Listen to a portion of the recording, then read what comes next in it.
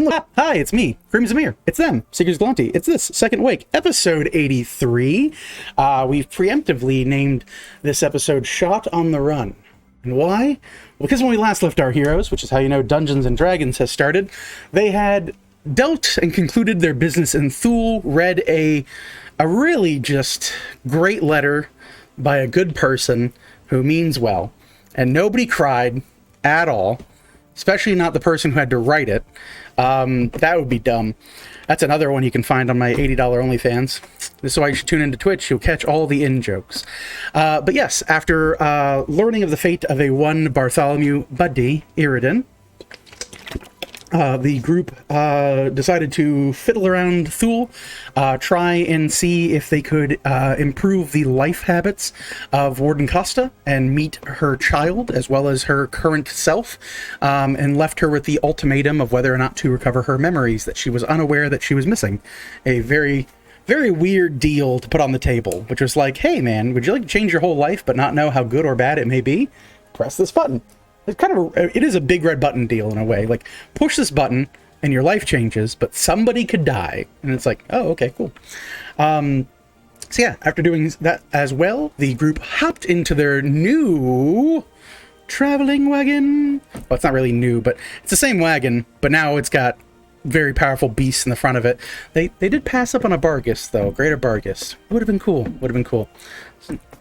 Lots of fun names you could have had for that thing. Or Death. All the murder. Murder party. Anyway, so after doing so, the group traveled for quite some time, headed along the south road, along the main roads leading from Thule, heading towards Fort Fury. As they headed southeast, in doing so, they came upon, in the distance, the vision and view of a rather tall windmill. After coming into sight of it, they managed to hear the soft thundering bolts echoing out from somewhere in the distance. At first, presumed thunder, but then, as two strikes, one tearing through the shoulder of their driver, Celeste, and the other tearing through the center mass of her armor, the group is now aware, very much so, that they are under fire. Celeste now bleeding profusely from two very, we'll say, round sphere-like holes, or I'll just call them bullet holes. It's very easy to call them bullet holes in this situation. Seekers Galanti, that is where we last left off in our dramatic cliffhanger from last week. And that is where we will begin as we start here. Celeste, you take 2 slugs to the chest. I don't believe that knocked you unconscious. I think you are you're still conscious, if memory serves. Yeah. I do need you to make me an animal handling check. Both of your beasts of burden rear up in fear as these thunderous bolts continue to echo out. And for the rest of the party, you hear groaning, grunting, and now the rustling of the various animals that are pulling along your wagon. Seekers Galanti, what do you do? I think JJ was riding up front with her, right? Mm-hmm. Yeah, you see 2 splurts of blood spray out of Celeste. JJ is going to kind of lean over with her wand of cure wounds and bonk Celeste. Slap her. Am I allowed to use 2 charges? Yeah, you can upcharge it. So it doubles the dice, not double the bonus. Yeah. Same as the upcast. Celeste, what do we get for animal handling while we're waiting? 7. All right. You feel the reins pull and tug from you. Both creatures immediately drop prone and begin to panic. They seem to have this, not so much trained, but default that if they are scared, they stop completely. And they seem to just not know where to go. Herd mentality leans in and they don't know where to run. Your all's wagon slowly lurches to a stop.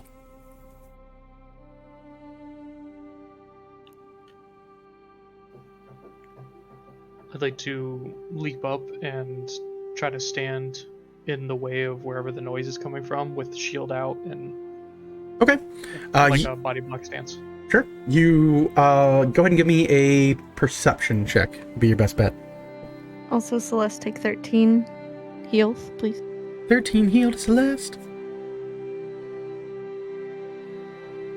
It's going to be an 18. 18. You hop out of the wagon. You see Celeste with 2 grievous wounds impaled through her armor. You immediately step in front of her and lift your shield up in the way of her. You can see a glinting all the way down about 400 feet or so down the road. At the tip of this windmill, there's a soft kind of like glint of the light reflecting off of something that's in the windmill. Okay, I'll try to stand to block Celeste as best as I can from that, and then I'll also point it out. It's coming from over there. Points out, coming from the windmill. Does anyone want to be right on top of whatever that is?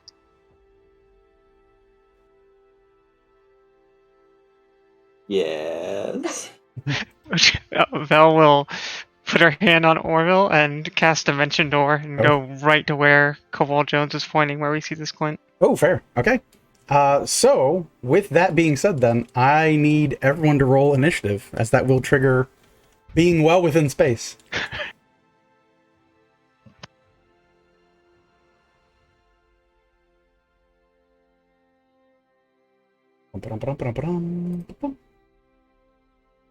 Let's go ahead and roll this, and roll one of these.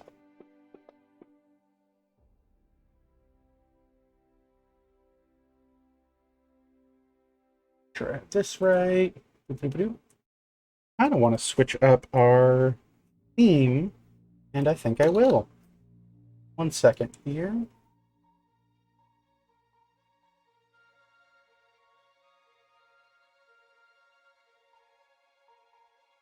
Good old Dimension Door.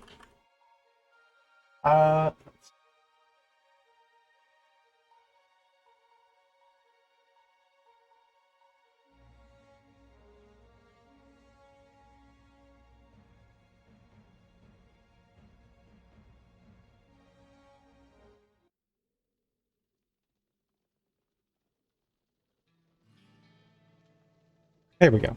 I like that a little bit better. All right, so for initiative, Aja, what did she get? Has been resummoned since dying. Oh, still gone.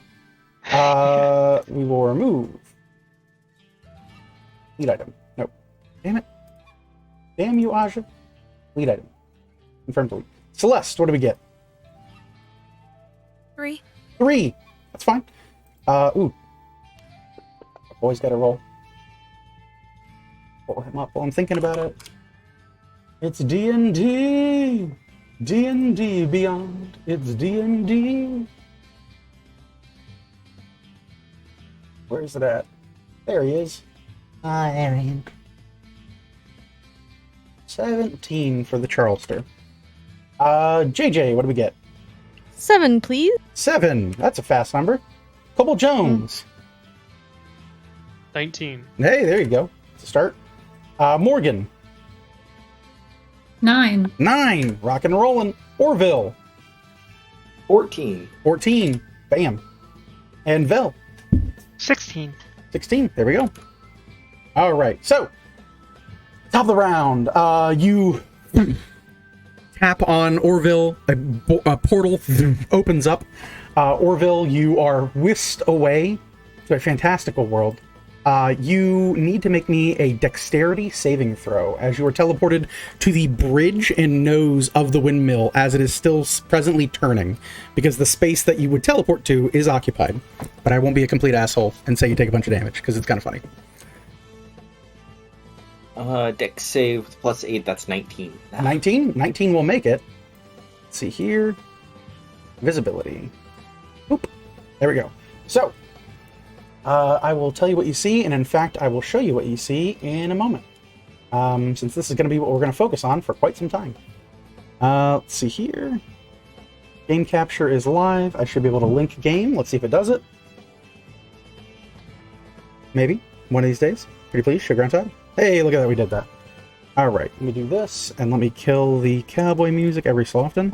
So, sitting in this kind of like hunter's nest, a long rifle in hand, and actually, I can show you what it looks like, which is super awesome, isn't it? Y'all, isn't it so awesome? Where are my seas? Where can the seas be?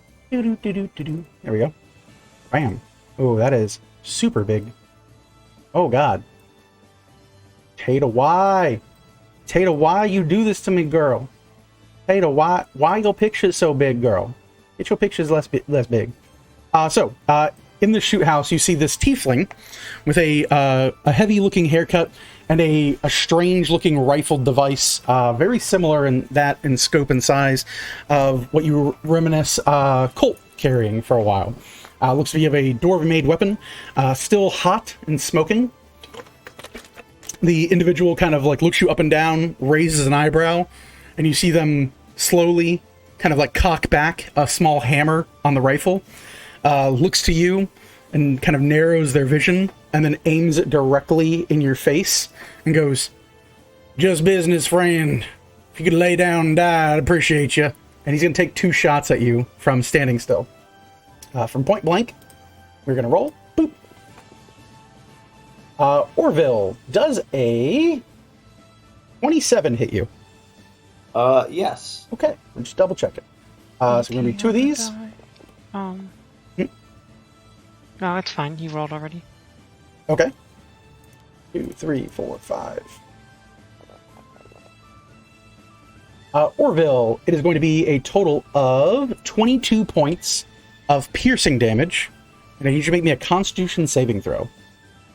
Is this considered a ranged weapon attack? This is considered a ranged weapon attack at point blank range. Missiles on this bullet? You can try to catch this bullet, yes. Alright, so that is my reaction, and then minus 1d10 plus 13.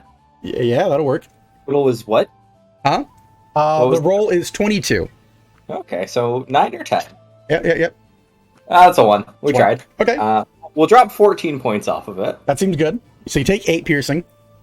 Okay. You feel it tear into your upper shoulder. Kind of blows you back. You manage to dodge out of the way most of it.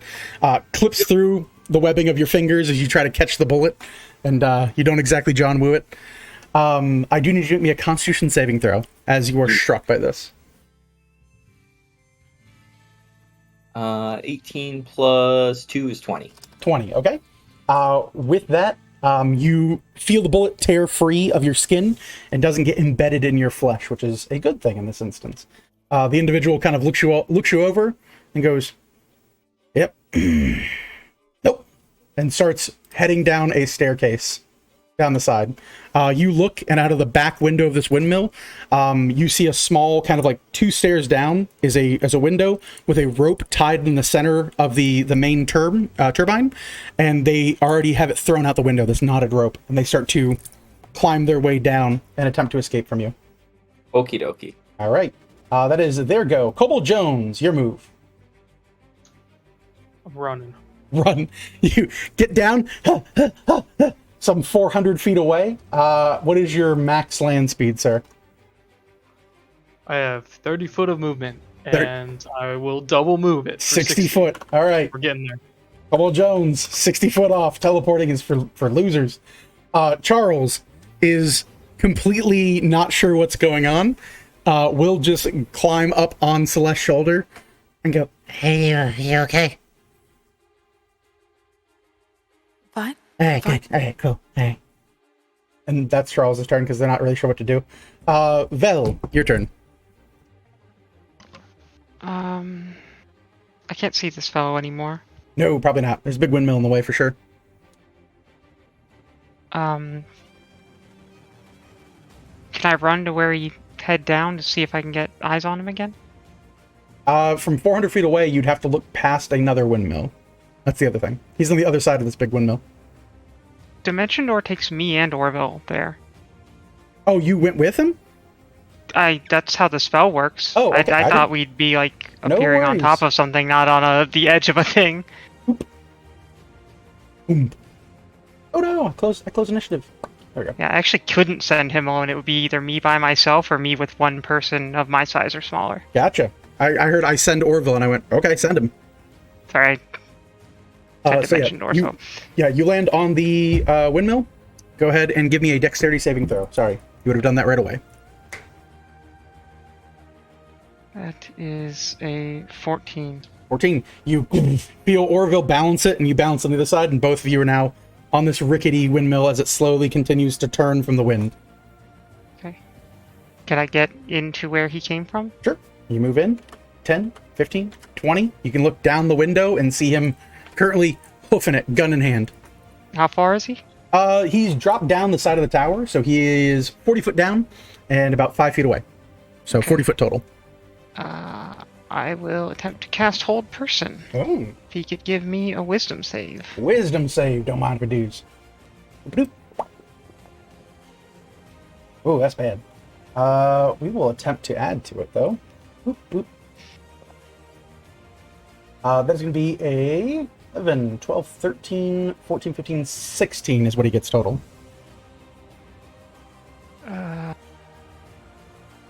So he didn't re-roll, right? Nope. He gets an ability that lets him add a D10 to his saves. Got it. Silvery Barbs ain't gonna fix that then. You can make him reroll the 5. Yeah, no, for something lower. That'd be the only option there. Yeah, no, he's gonna make that. All right, you cast hold. You see, for a moment, he slows down for a second, and you hear him grunt, "I'm not going here," and starts running even faster, and seems to be a bit resilient to this saving throw. Good after that? Yeah, I'll take cover in case he shoots back. All right, Orville. All right. So, with this dude descending, is he running around the outside like spiral? No. He goes down. He goes down towards the staircase, and then immediately jumps out the window with this rope, and slides down the side of this thing. I mean, he's down on the ground at this point. Okay. He has rappelled down the ground. Yeah, he was ready to bug out. He was not ready for 2 people to be 400 feet in an instant. And that is, you said it's 40 feet to the bottom? Yep, 40 feet to the bottom. Sweet. I'm just gonna jump off and forego my reaction and slow fall it. Oh, shit. Okay, fair enough. So you will jump and immediately land, slide down the side of the tower, Prince of Persia style. That is 5 foot of movement. I have 45. Can you put me on 10, top of it? 15, 20, 25, 30. We'll say 35 to the angle. You rush up on him. Whoop. Slide this up here. Can I get on the other side of him so that I can push him back towards the windmill? Sure. Get to there. Or do you want to go here? There. Okay. There would be great. Works for me. Alrighty, so that is move reaction. Shit. It's like action time. That's your go? Where do you think you're going, partner? No, Wait. I'm gonna play this dude. All right, go right ahead. Close. Yep. 14 and 8. So the 8's gonna be the lower with a +8 to hit, so 16 and a 22. The 22 will hit, the 16 will miss. Alrighty. And then I'm going to invoke Fury of the Small on that. Rude and childish. 6. And that is going to be 11 points of bludgeoning and Okay. a 5 foot back, please. 5 foot back. I'm going to move Vel so I can fit the 5 foot back. There we go. You see him slam back into the tower, look at you and go, "Oh shit. Alright, this ain't going so well." He seems a bit upset. That is Orville's turn. Morgan's turn. You see off in the distance 2 people yelling and shouting as you begin. You see Kobold Jones.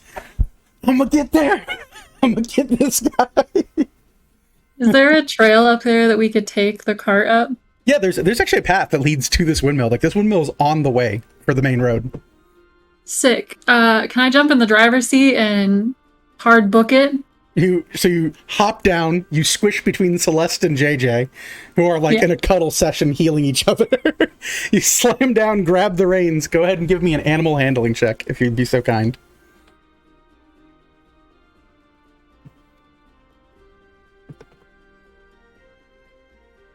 That's an 11. An 11, you whip onto the back of these creatures. You see them, and slowly they begin to rise. Next turn, they will be able to move, but an 11 only gets them to not be afraid anymore. It's okay. It seems faster than sprinting 400 feet. So I mean, that is probably fair. Don't tell the kobold that as he's running. I'll pick him up on the way. There you go. All right, and that is going to be your go. You moved, you did your action. We're going to move on to JJ. JJ is kind of just Sit in the wagon. All right, sit in the wagon waiting, Sit in the wagon. playing doctor. Fair enough. Yep, playing doctor. All right. Cuts to Orville. Orville, you see this individual press up against that, and he goes, "Good, you brought a friend. I always bring a friend too." And he puts 2 fingers into his mouth and whistles a high-pitched whistle. You hear thump, running from the side, and you see a dog. Is it me? 5, 10, Oh. 15, 20, 25, 30, 5, 10, 15, 20, 25, 30. No, you see a large wolf. It moves up to the side and howls, and you start to hear other howling from the area as well. So we'll go ahead and move the rest of the ambush party, which were also wolves, all the way over, and they will all double move to get close. We're going to move down here, 5, 10, 15, 20, 30, please. Slide this one up here. And our last 2 wolves. Boop. Boop, boop. There we go. That'll be the wolves go. Celeste, you're no longer bleeding out. Okay, I guess I will try and help Morgan steer this wagon forward. Okay, Onward. sure. Give me an animal handling check if you could. You have advantage as they are no longer frightened.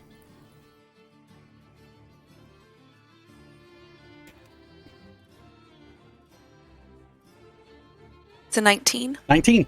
You lean over to Morgan, and I'm going to assume it's like, you've not seen a Patrick Swayze film, but there's a Patrick Swayze film called Ghost, and they make a clay pot where she's kind of molding it, and then he's behind her, and it's this like very beautiful moment. You have that going on with Morgan. She's still holding the reins, but you put your hands over her hands, and it's kind of like, let me show you how to golf, you know what I mean? Every like cringy first date we've ever been on, or any of those folks, you know, where it's just kind of like, no, I'll show you how to use the gun from the Time Crisis booth. Like, you kind of do the thing.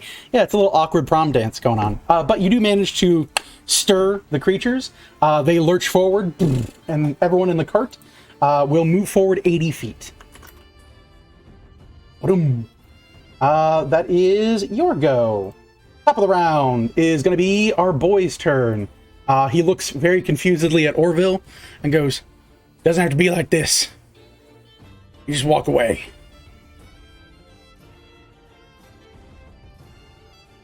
And what of you?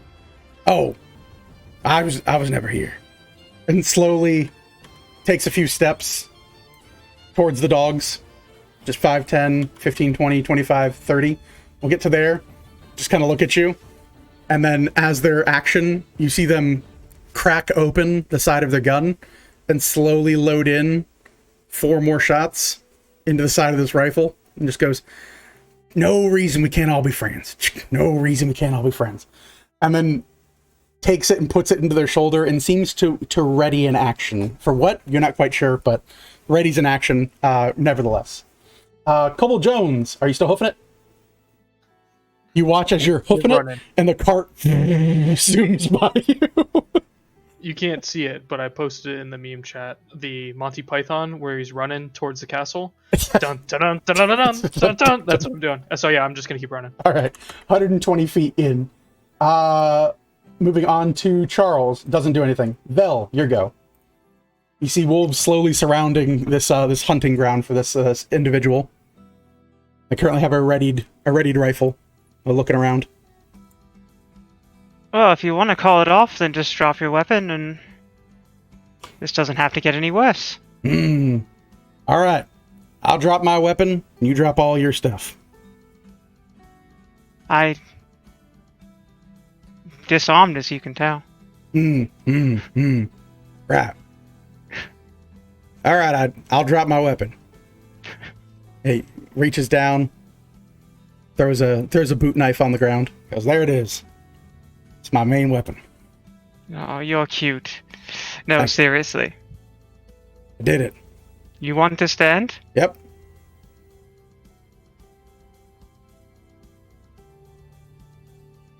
What do you want to do for your action?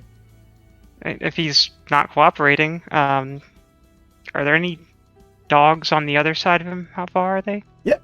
Boop, boop, boop. No, sorry, yeah. They're not down there. Up Oh, him. I can't deal up with here? those ones right now. Yeah. 5, 10. Gonna move to the other side. No, I just need to be able to see right past him. Which I think if I'm leaning out, I can. You're gonna lean out of a window facing the wrong direction to try and see him. You can just go to this side. I don't know where I can see from That's up okay. there. So you have two windows. You have one that is directly into this square here, and then arcs out, and you have the front of the windmill, which is everything else. You just Okay. move to the front of the windmill. That's all. Okay. Get these two little doggies. They're slowly making their way. Alright, yeah, we're gonna put a fireball right next to him, which I think will only get him and the 2 dogs there. Okay, so the 3 up here. Yeah. Okay, so fireball. Easy enough to do. Oh no, I'll get the 1. The I'll one. get the one that's the green one there. Okay, so you get this one. So 5, 10, 15, 20. So him and the green one. No, if it's right next to him, centered in the square, Yes. Okay. and then it goes All 3 of them. 20 feet this way, right? Rock and roll. The wolves will make their saves. Probably not going to make it. Probably didn't make it. 10s for the wolves, and for him, not enough. 14, 15, 16, 17. No, 17 will probably make it. Wisdom and Dex, baby. Let's go. Yeah. Alright.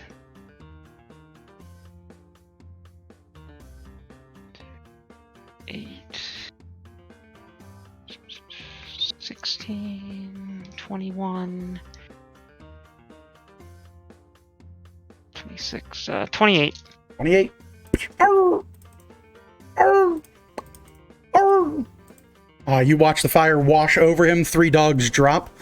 This man just stands there, and you look, and he's got his jacket leaned up over his body and slowly lets it hang back down. And he seems uninjured by the fireball. That wasn't very nice. Those dogs took me a while to train. Yeah, you're gonna lose all of them if you don't drop your weapon and surrender. That's animal cruelty. I'm not an animal person. Orville, your turn. Orville would like to call out to the stranger and say, "Oh, we're dropping everything." Yep. And then I, as a player, would like to petition the DM for a free action to drop Trout and Moon this individual. Yeah, you can definitely do that. Sweet. Can you show us on Green screen? cheeks are flying. Huh? I said green cheeks are a flying. Green cheeks are flying. Fair enough.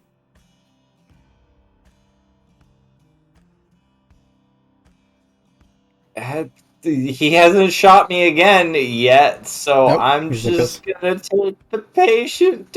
I'm just gonna take the guard action, All right, and that'll be my turn. go defensive. For everyone else on the cart, is there anything you want to do other than just drive the cart forward? Nope. Cart is 160. Getting there. Top of the round. This individual looks to you, Orville, looks at the wizard up in the tower, and goes, "All right, glad we can see eye to eye. Good luck." And starts running northward.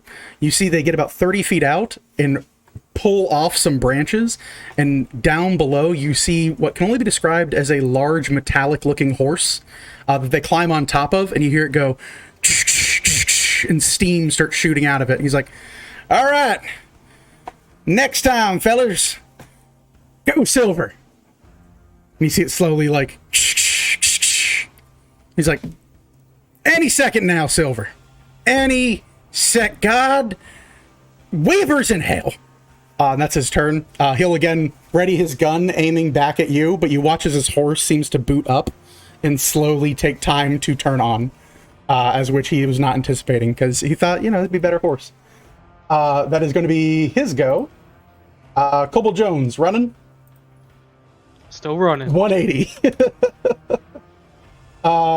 Vel, your go.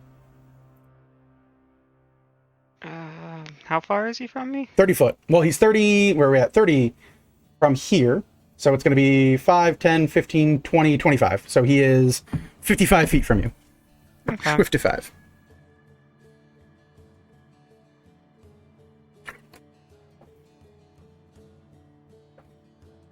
Are we just letting him go, Orville?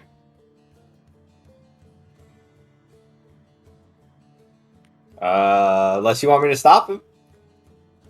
but he's not shooting me, and I'm not walloping him.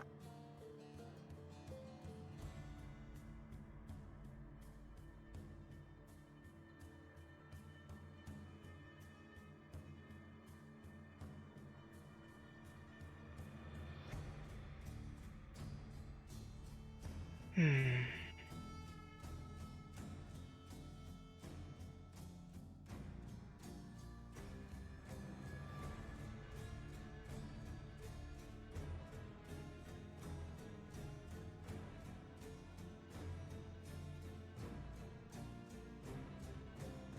Yeah, I guess I'll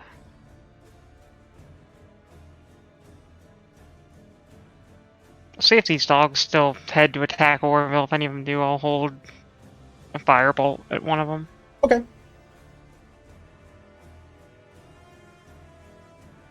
One second here. All right, so you're holding a firebolt in case any of the dogs go for Orville. Orville. Orville, your go.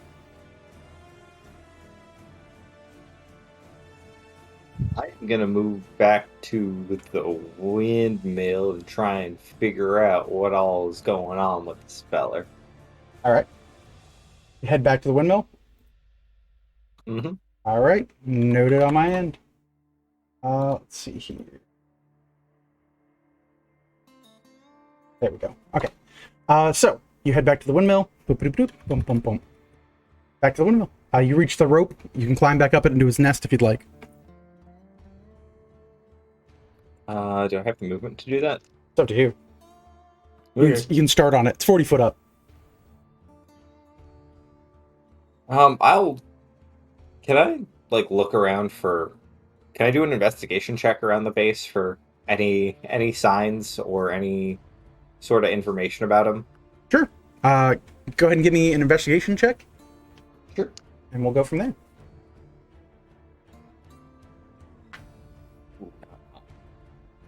Total of 10. Total of 10. At the base, there doesn't seem to be too much. There are tracks and signs that this person's been wandering the area. And especially down at the base of the windmill, you do note a number of droppings of wolves. Looks as if they've been camped out here for, it's still mostly fresh, so probably a day, maybe 2 at most. So, seems to be where they're at. The rest of the cart moves another 80 foot, brings us to 240. You guys are surging on ahead. Doom, doom, doom. Top of the round, you see this individual. Finally, the horse rears up. He goes, "Oh, there it is. Okay. Ho, Silver." And the horse goes, "Nay." Here you go. It's not a horse sound. And it and just takes off far and away to the east. You see him riding off on a horse. Combat effectively ends. So we will pull this pull back. With that, the group, a few seconds do pass. You all slowly come into view. In doing so, I need Celeste and Morgan. Each of you, please roll a d20.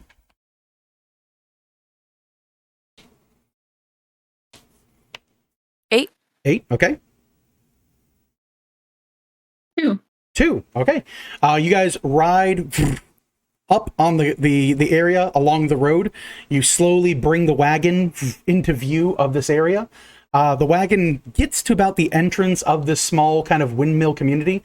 The wolves will, of course, scatter as their leader is gone. And as you guys pull into view of this small kind of area, I'm going to go ahead and just bring the map back up for a second. So as you bring yourselves in, you see a small, oh my goodness, not a watering trough. Goodness gracious. My brain. Well, thank you. Jesus, Lord, that would not come to me. I see a small well in the center of this small town. It's small. Hay bales on either side of the road that seem to have at one point or another housed and hidden a number of creatures. As you pull into this area, you hear a roar from both of your beasts of burden. They both call out, and you hear a loud hitch sound, ching ching, and both your beasts fall and kind of lean on one leg as you look and see a row of bear traps have been laid out across the front and partially digging in the dirt. Your ox unfortunately fall victim to this and are now restrained. Kobold Jones, you finally catch up as the cart has stopped. And you look, and there is a row of bear traps. If you'd like, you can join the beasts of burden in the bear traps. I will not do that, but I will try to pull them out. Sure. It's easy enough to do. It takes just an action to do. You open the trap. Both the beasts seem to have been wounded on their legs, but nothing so serious. I don't think with a D6 I can really wound animals that have that many hit points. So it is more an inconvenience to them, as their hooves are kind of bigger than the bear trap anyway. So it's not a lot of force that crushed in on them. But yeah, you look out and you can see that this village has been abandoned for quite some time. And as you look it over, you can see Vel and Orville up in the old windmill. Orville more around the side. But yeah, the shooter seems to be gone. Nowhere to be seen. I'll look around his setup up here, see if there's anything of note or that he left behind. Sure. Go ahead and give me an investigation check.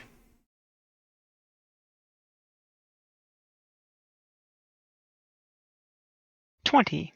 Okay. 30.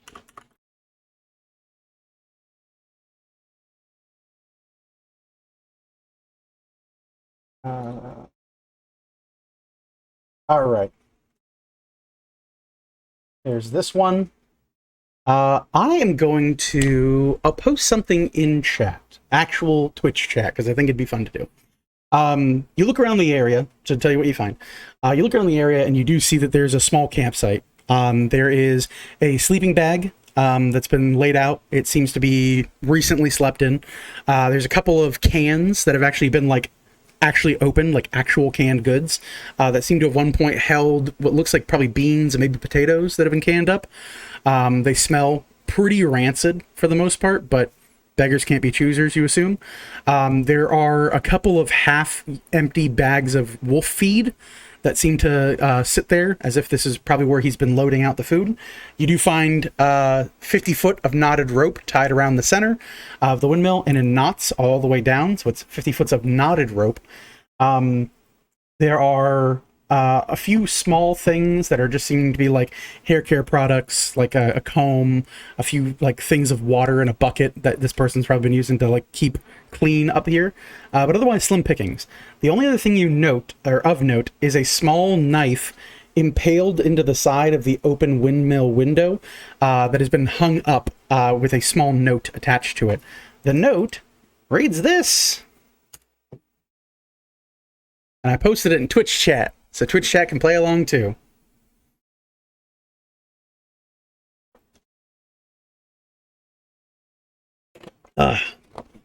Super fun. You go ahead and read that out loud to us. Oh, sure. Grolalepe, hele elerd, yorel, elar, well ele, wole elerth, el, tol el rude, ilf, cool. It's actually just cool. Elin, tal, elek, thielum, again, second one, why not? Elele, elv, eleor, dal, Elaid, Forel, Vrele, Colet, Itel. All I understood out of all of this Dab, dab, dab. is this is the real cult. Oh, is it the real cult? I heard Ellen and I heard Pharrell, so Ooh. I'm guessing that Pharrell will be on the Ellen show. Oh, that'd be dope. That'd be dope. I do love me the Ellen show. When she does the dancing, I'm a big fan of the dancing. I'm hoping someone else takes over for Ellen. She's retiring soon, so it'd be nice. But yes, this is the message that is scrawled on a note beside the open window of the shooter's little area. So yeah, A lot of L's. a lot of ales. A lot of L's. Must be Elvin. Must Mel, be can you read it? Elvin.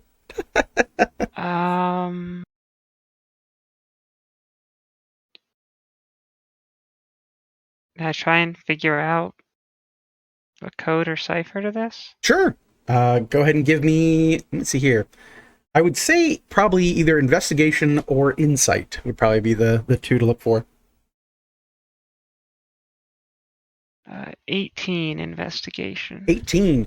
You know that this is an added letter cipher, which means removing a series of letters until things make sense is the correct way to undo this one.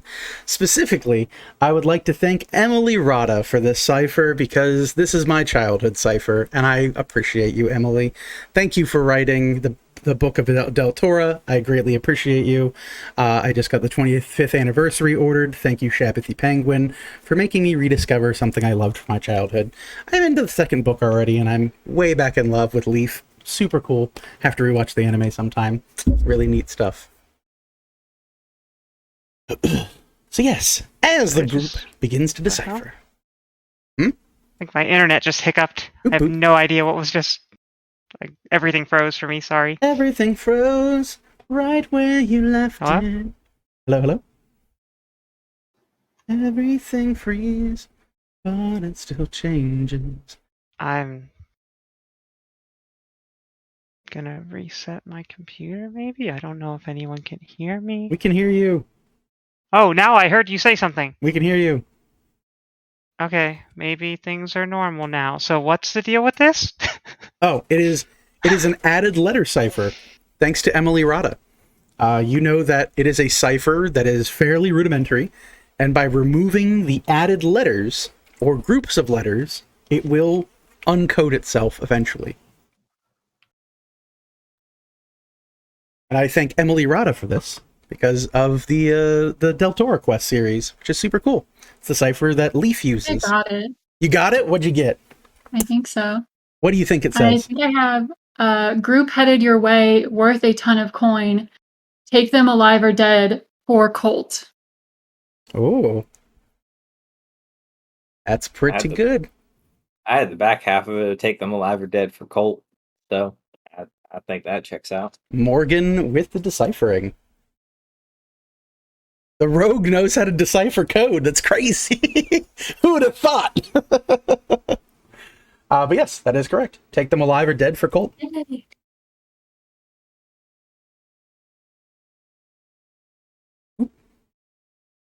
That threw me off a bit because I was like, that definitely says group, and then I couldn't. You were like, you have to take stuff out, and I was like, what do I take out though? And some of them are really weird. Mm-hmm. Yeah, added letter ciphers are super fun. They're like baby's first cipher, which is super fun. Dun dun dun dun dun. But yes, you successfully decode the message. It looks hastily scrawled, and the parchment that it is on does seem fairly refined and nice. It's a good All thing right. to Can I hear, see Morgan. anything else about it? Oh, sorry. Yeah, go ahead and give me, what are you specifically looking for? Anything at all? Just anything like written or secret about it. Anything like Sure. I want to hold up to the light like Celeste. Oh, pull the old Celeste move. Yeah, Yeah, go ahead and give me I an investigate it. investigation check as you do these things. Hey, buddy. He's really upset. The new AC is very loud, so my cat's upset. Oh, He's like, it's not as quiet in here anymore. the 23. 23.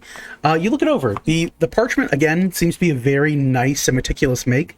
More specifically, and the weirder part about it, after pulling the note free of the dagger, the area in which the dagger had stabbed the parchment, you see the parchment reform on itself and become a complete sheet of paper once again. With a 23, you would assume that there is something more to this paper, and more specifically, you would assume it's from an area in which objects are very much connected to the life force of something else. Signs with a 23 point to Thule. Someone in Thule likely got this message. Or sent it out, rather.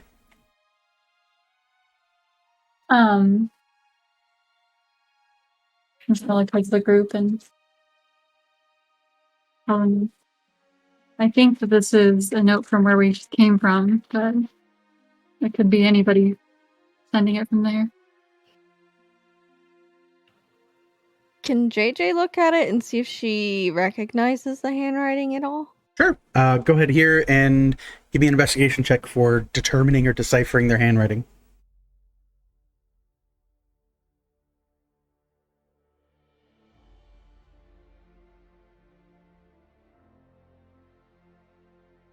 9. 9. I will say, even with a 9, you know for a fact of the people whose handwriting you've sampled, you know that it's not Maeve's handwriting, you know that it's not the cleric's handwriting that you met, and you know that it's definitely not Warden Costa's handwriting. But anyone else could be, who knows. You do note that the timing of this, and based off of what Vel found in the tower, it likely got news almost as soon as you guys were inside Thule for the most part, based off of the timetable for this.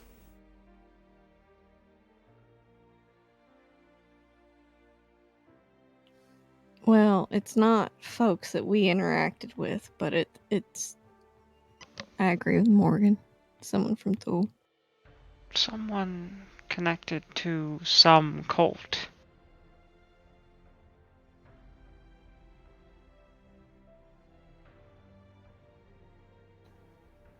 Like a ritual cult?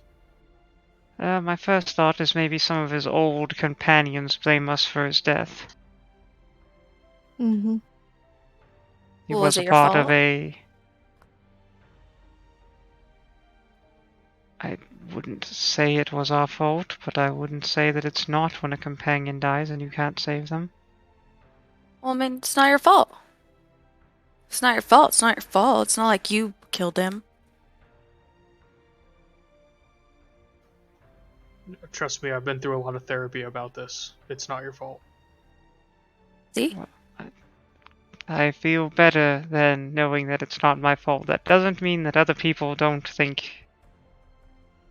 that.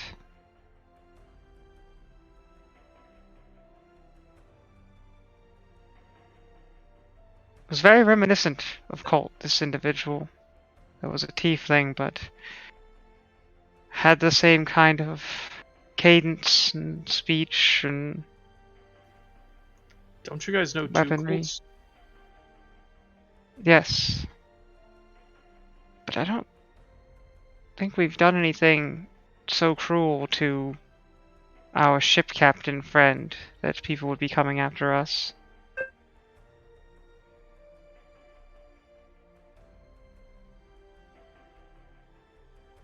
I mean, What you, if they're like you did send intercon- JJ's uncle with him. It's a fate worse than death for some. It's a little bit of a dick. Well, you know what? We did do that. What if they're some kind of connected, like me and Jonesy is connected now? And Colt was like reborn from someone? Perhaps. Or maybe Colt went to the Feywild, and then when he came out, he was attached to another person who also happened to be named Colt. A cult of personality. A real cultist, if you will. Yes. Ba-dum-tsh. No.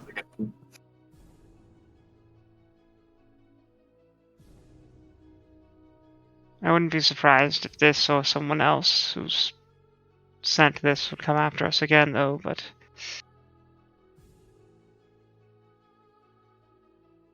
we let him go this time.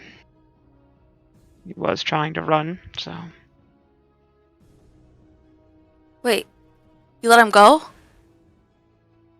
Yes, Why? because I was perched up taking pot shots at him, and I was following Orville's lead because he was the man on the ground, and he stood his ground and didn't move closer, though, so I figured we were maybe not wanting to make this worse. He did stop shooting after the first time he shot Orville. Yeah, I felt like not turning myself Swiss cheese. No offense, Celeste. Was probably a decent move there. I thought that maybe we could find a more peaceful resolution if we didn't keep attacking, but he seemed only interested in running.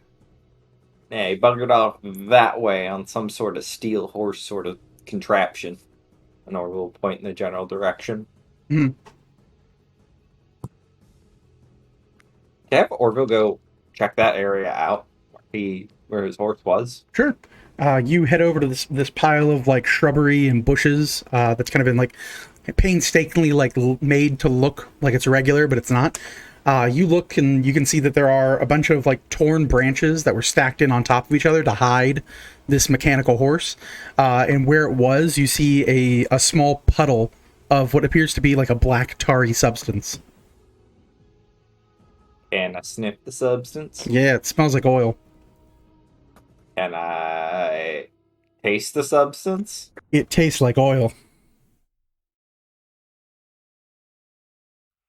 Can I bring a sample back to the group? Sure, that's fine. You like, do you have like an empty bottle, or are you just gonna scoop it in your hands? I was gonna like scoop it in my hands and like get some branches and whatnot Okay. that it might be on, and Sure. just kind of. Orville comes back like every Dove soap commercial where they're like cleaning the penguins of all the oil. Only he's like covered in it in his hands, and he's covered in like little branches. So he's looking for Dawn dish soap now to clean the oil and help save the penguins.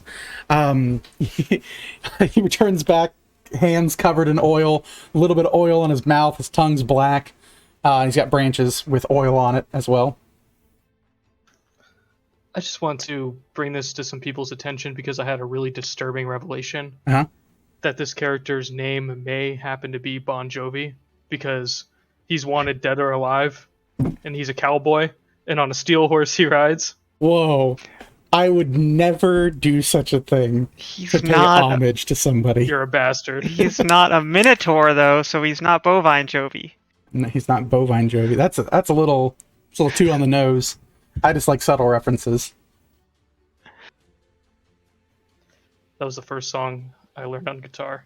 Hey, look at you. Now you have to play it next time we fight him. We gotta find him. We play a game of collect conquest, and we gotta play for keeps because we might not make it back. Hey, there you go. There's nothing wrong with all of these references. That's great. But yeah, Orville returns, oil-covered branches, oil-covered spilled. Looking Would kind be of gross. reminiscent of like what we saw with the construct that Klaus had, Mhm. whatnot. Very much so.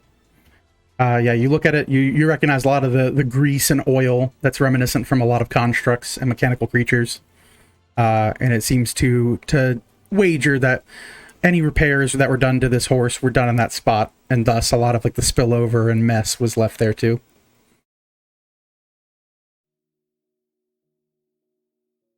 But yeah, like a thief in the night. Well, this might not be definitive, but I feel like this oil might be a good clue on tracking him down if we aim to do that. Well, it was a giant metal horse. It probably left. And I'll look to see if it left tracks. You look and very easy.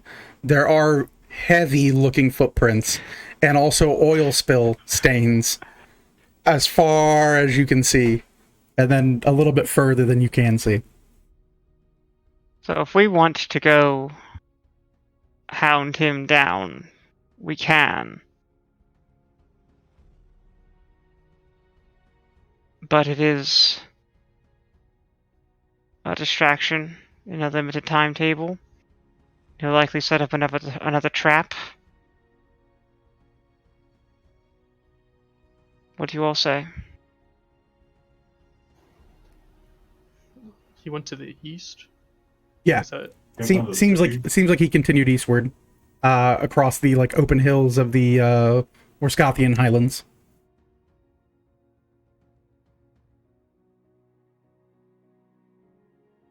I mean, it's less of a trap now that we know he's probably waiting for us, but trap Oh, now. if he goes and meets up with other cultists. They're cultists. That's a word we're using today.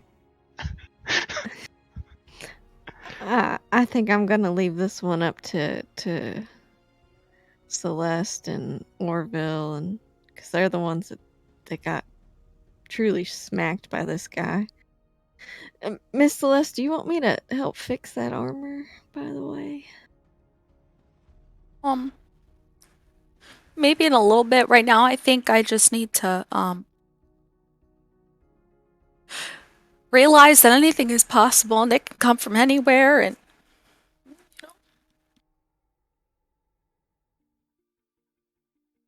you're not safe anywhere. Even on the open road, next to your buds, cruising in a cart. We're not safe! Certainly not Did- when you're us. Did you think we were safe? Yeah. We're on the open road.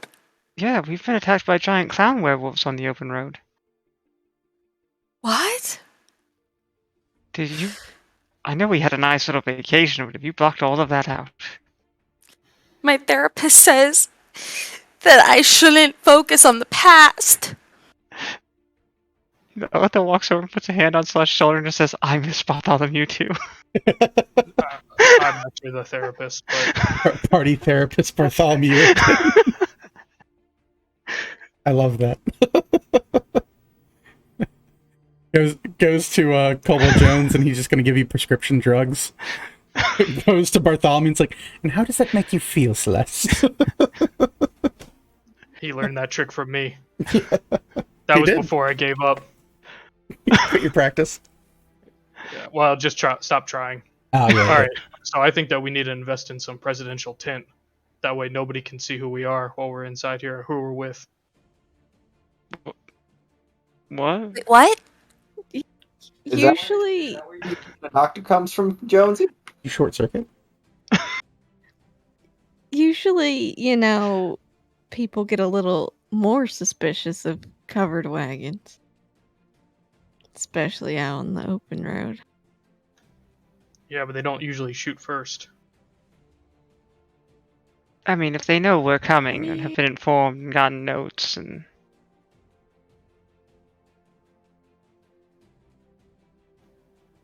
I mean, maybe, but what happens if we were just like a family out on the Oregon Trail, minding our own business? Where's I'm not Oregon? familiar with that trail. It's probably very dangerous. Generally, We're little rivers. hitmen are pretty consistent and honestly don't care that much about, collateral damage. We're letting him get further and further right now, so I'm guessing we're not going after him. But that horse was extremely quick. Did you see that thing? I did. I'm surprised you did. Yeah, I got eyes like a kobold. That is technically correct. The best kind of correct. I don't think I've ever heard that saying. Are they really good? Yeah, the dwarves used to say it because really what they meant it was in a racist way, like really good at seeing shiny things in people's pockets. But Oh. I think the point still stands. I think I might have the eyes of a kobold then. It's a blessing and a curse. I can see that. Do we want Alright, to well- tend to our bleeding oxen really quick? I already took care of them. You just removed them from the traps. Yeah, they're fine. Yes, I can do that, Bill. Well, this is like for out of character. He's said that there was no mechanical issues, like mechanic wise, for the oxen. So I just took that as they weren't injured enough for it to matter. But I took it as they weren't injured enough to be dropped. Yeah, they took, 4 points of damage each, just about? It's still an animal being put into a bear trap, which, needs to be at least bound and treated, if not magically healed. Therapy!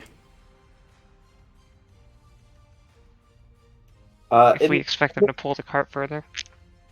In the healing process, Mhm. can I make an animal handling check to try and teach my oxen to shake? Because they'll be giving me their legs. Yeah, you can go ahead and give me an attempt. Give me an attempt for the first one. Okie dokie.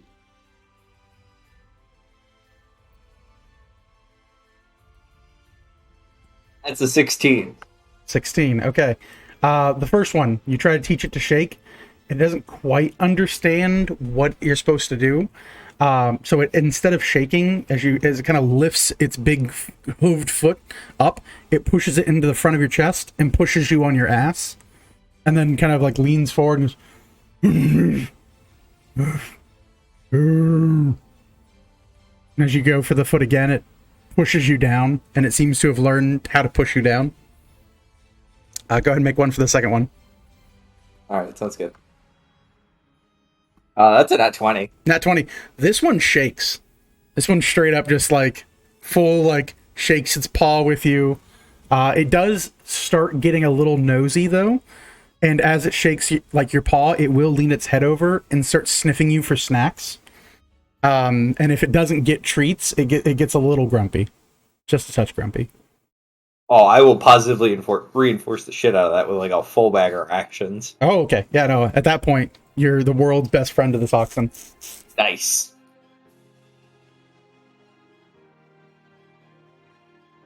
But yeah, I will drop a hand peeling into each of them. All right. And get them all good to go. Ready to go. Heart is made ship shape. Celeste of 2 bullet holes in her armor. But clean wounds. I can help fix that armor if you want, or you could. It's kind of cool, you know. I think I'm gonna name the holes not safe. Okay. I understand. While we're on the road, Do I Morgan, need to would you take mind off the armor? keeping an eye out as we travel? Yes, Absolutely. I'll take it. Me and JJ were doing a good job. We were keeping our eyes open. I didn't even fall asleep at the wheel. You guys I did great. did not mean any disrespect. I just know that Morgan has the eyes of a kobold and will probably be good at keeping us out of danger. Oh. And also Yeah, notice any gold. coins, any copper on the ground. The most important part. You guys didn't see the silver flying at me with your cobalt eyes? Missed it?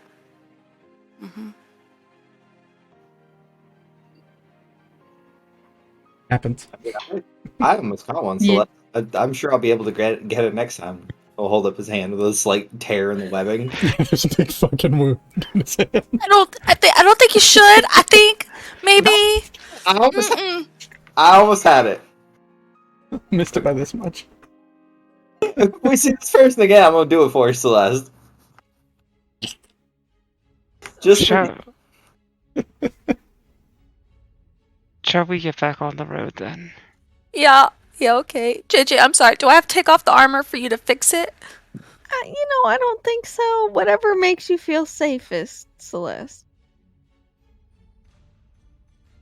I'm not safe.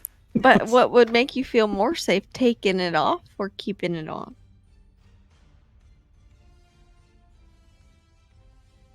You I can don't just know. keep it on. It's okay. All right. Thanks. Don't worry. Hey, do you think?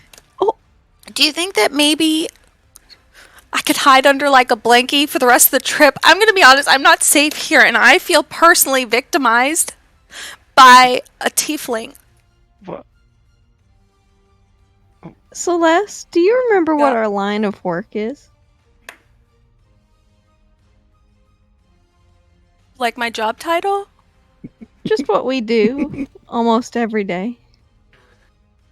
I think currently on my resume it says CEO of stables.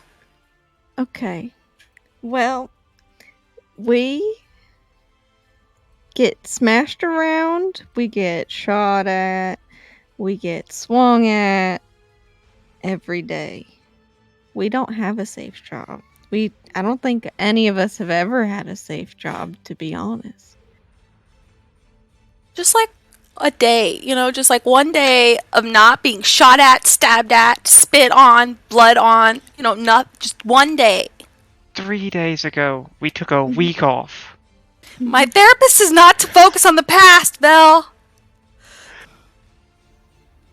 If it's helpful, I can just stand in front of you with a shield ready. but then you're gonna have to stare at kobold cheeks the rest of the way. What can we do You to have make you like feel crawl safe? on the ground. I'll take my chances on the bullet holes. Let's just go. Can I when Celeste is down, can I kind of, because like I had Chunkini in the back, can I lug him onto her lap? Yeah. You get this very heavy cat sat on your leg, Celeste. He looks at you, goes, and then slightly swats at the large leather kind of things. Celeste, I need you to make me a Constitution saving throw.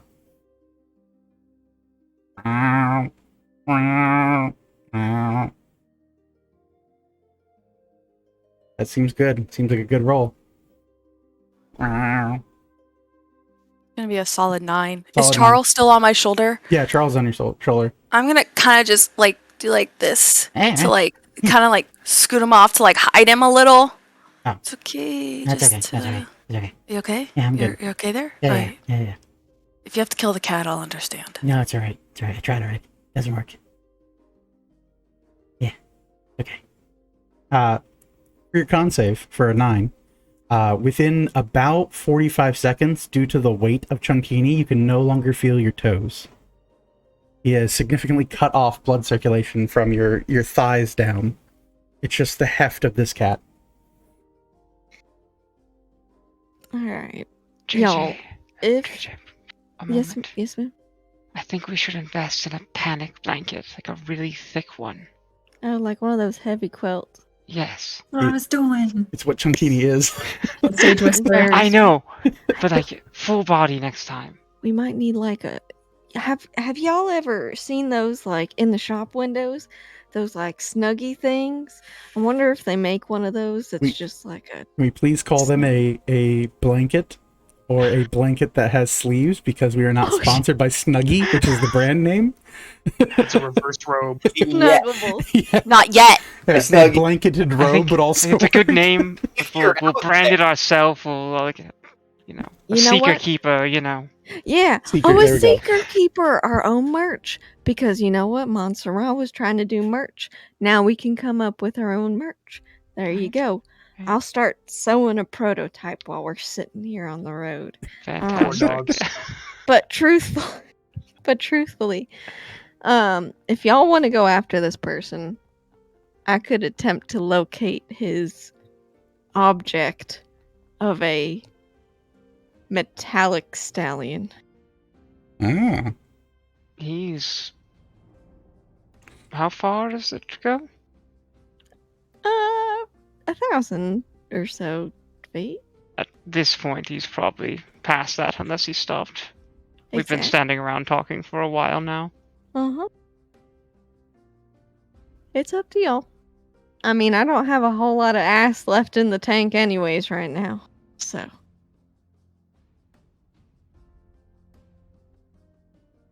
I just don't know if we're gonna get ambushed or attacked on our whole route, you know?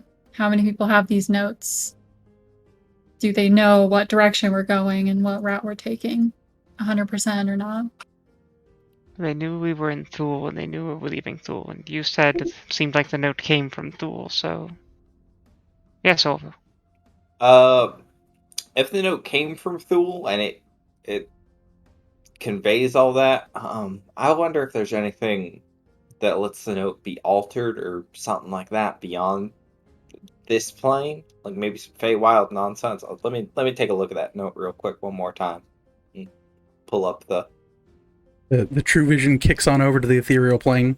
You look over the parchment, and much like the wall that got you arrested, the parchment does appear to be alive. DM, can I roll history to recall the laws of Thule if they only apply in Thule? They're only enforced in Thule. Ah, they're only enforced in Thule. Cool, Mhm. cool. Yeah. All right. Well, I'm not gonna take any action on that. How shit would that be? I introduce a city, and now there's just a law against violence for the rest of the campaign. The law. Balance of things of Thule. So, like, if it went out of Thule But, and I I mean- happened to tear the corner off or like bite at it, I will You write stabbed this it. down for our next campaign to have a dick thing. He Stop. did. An omnipresent druid that just wrecks people. You 5 littered. years ago, Wait a you minute. cut a bush. Jeremiah who? No littering, no walking. All right, then. So with that, anything else you guys want to do at the windmill, or are you guys ready to head off and continue on your journey towards the Great Lift? Or do you want to go after this individual? That's another thing. You could go deviate from your path and head off to the north. Bit of a northeasterly vibe from this individual. Yo. Are the bear traps stealable, for lack of a better term? Yeah. If you'd like, there are 5 bear traps that are half buried and mostly disabled now. Neat. Would love to have those. Add, I'll set up. add for 5 bear traps to your inventory. All right, cool. I'll put them right next to the rodent traps. Big metal traps. Poor Lamont's broken toe. Womp womp. What's the plan, fam? I say we just continue on our path, and next time we see him, he won't get away. I can agree to that. Sounds good. Sounds good. I'll try to run faster next time. Next time. Next time I could bring you with me. Yeah, but I can't catch bullets. Right, I'll bring Orville again. Fair enough. So, with that, you all begin to head off, continuing along the journey, heading about southeasterly down the road. You can see just over the horizon the kind of varied looks of the canopy, and kind of not canopy, sorry, the mountain range that leads to the Ravon Range. And built into the side of this mountain, you do see a massive fortress. Those of you who are good at maps or otherwise are just very self-aware, note that this impressive figure is the entrance towards Ravon, known as Fort Fury. It is one of the oldest stations that has existed on the borders of Ravon to protect it from its northern incursions and the various people of the Orskathian area. Before long, you do reach the crossroads and make your deviation further northeasterly, heading up through the area and headed further still towards where the roads tend to converge from Elika. With that, I need one of the people who is driving. So we have what, Celeste and Morgan or Celeste and JJ still? Tap, tap, tap fingers. I thought Celeste was in the back having her time with Yeah. Chunkini. So Oh, I is thought you were it doing all JJ? driving. That's my fault. So who is driving the cart? That's our question. I'll be driving. Me and That's- JJ. Okay, Yeah, Morgan and JJ. JJ, I need you to roll D12. Morgan, I need you to roll D100. All that build up for dice rolling. Isn't that great? Love it. A 4 on the D12. 4, okay. And Morgan, D100, what do we get? 14. 14! That's a good number. Wouldn't want, 14. wouldn't want that at all. Let's see here. All right. Easy enough. You all travel for quite some time. A few hours pass fairly uneventfully. The sun begins to dip low over the horizon area, passing through high noon over into the afternoon itself. Before long, you meet the convergence of the various Orskathian roads. Many of them all kind of converge, leading towards the northern pass. And just before right around like sundown or so, you guys can see heavy lit torches and a massive kind of like structured fortress that's been built into the edge of the Bonebreaker's Leap that seems to house a long platform. As you guys approach roughly about a mile or so away, you can hear the echoing of many things all working in tandem. This kind of heavy rhythmic tunk tunk tunk tunk tunk tunk tunk tunk echoes for miles out. Before long, you all do arrive at the edge of this area, having spent the majority of your day traveling from Thule all the way through without too much of a delay, and with the travel being a good result and good roll to get you there quicker. With your oxen, you make the journey fairly uneventfully and spend the majority of the day traveling. Approaching this large structure and kind of built-in fortress, you do see a few individuals, a dwarven individual primarily, walk forward, hand raised as your cart is approaching, and is dressed in Orskathian regal armor. It's kind of this like intricately molded armor. They look over to you and go, "Hey, little friends, calm your beasts." JJ will pull up on the reins. Hey, thank you. There's a good lass. And you see this dwarven man kind of walk over. Big heavy beard. Has a helmet saddled into the side of their arm, like the crux of their arm. They go, "Howdy, folks. You're here coming a bit late. The platform won't be back up until morning. I assume you're looking to get into Orskath, huh?" Yeah, we're trying to get down the lift to head to Riska. Trying to get to Riska. Very good.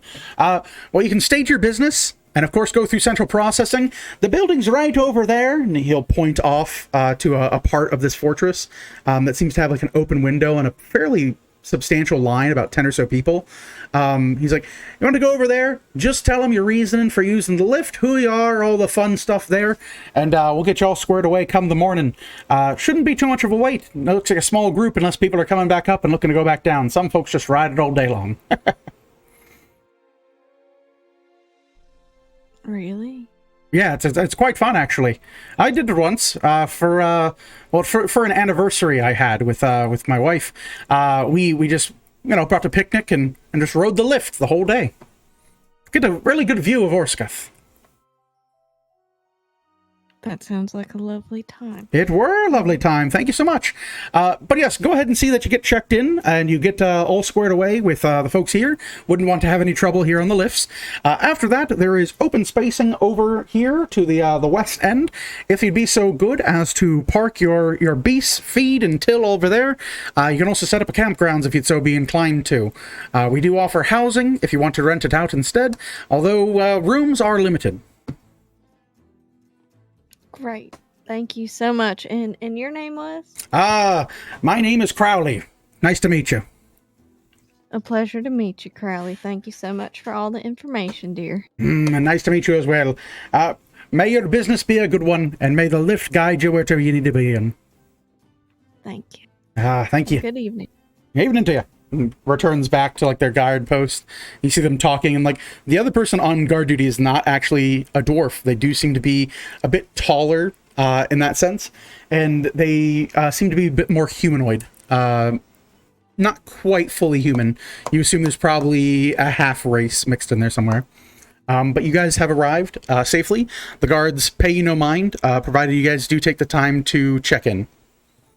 Yeah, Belle will go handle bureaucracy. All right, fair enough. Vel heads off towards the line. For the rest of you, what would you like to be doing? JJ will go maneuver the cart to where it was specified. Mm-hmm. But she will ask the rest of the folks if they would rather just set up a dome today, or if anyone would want a room, if that would make them feel better. They're free to have a room as well.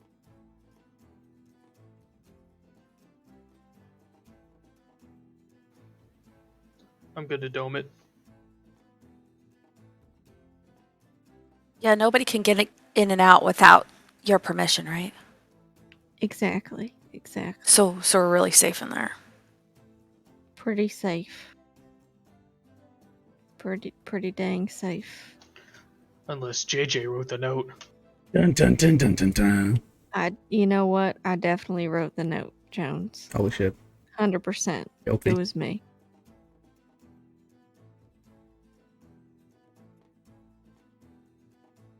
But you know what? That does kind of confirm that, our cult was the real cult. Kind of, sort of, maybe, in a roundabout way. Elaborate. Because, okay, so our cult is we assume he's dead. But then that other Colt Honeycutt that runs the boat, he says he's Colt Honeycutt. But if people are trying to get revenge for old Colt, our Colt, that just kind of confirms that that was the real Colt. Unless they're trying to get revenge for the boat cult for something that you did to offend the boat cult. Boat cult. Old cult. I Colt know, boat. there's a lot of bolt, tongue twisters. The other guy. Yeah, I mean, sending him off with my uncle could be a fate worse than death. I've heard that that's a thing. But, it's he probably knows how to handle himself. Wait a You second. know. Hear me out. What if your uncle killed the other cult, and now somebody is seeking revenge for that cult because he's dead now? So all the cults are dead. That would be interesting. Yeah, what are the odds? I could always check tomorrow to see if that cult's alive. I could shoot him a little good morning ping. Brain ping. Mhm. Yeah, I mean, he also could have just hired some people, and then, like, in their note, it's for Colt because he hired us. Who knows?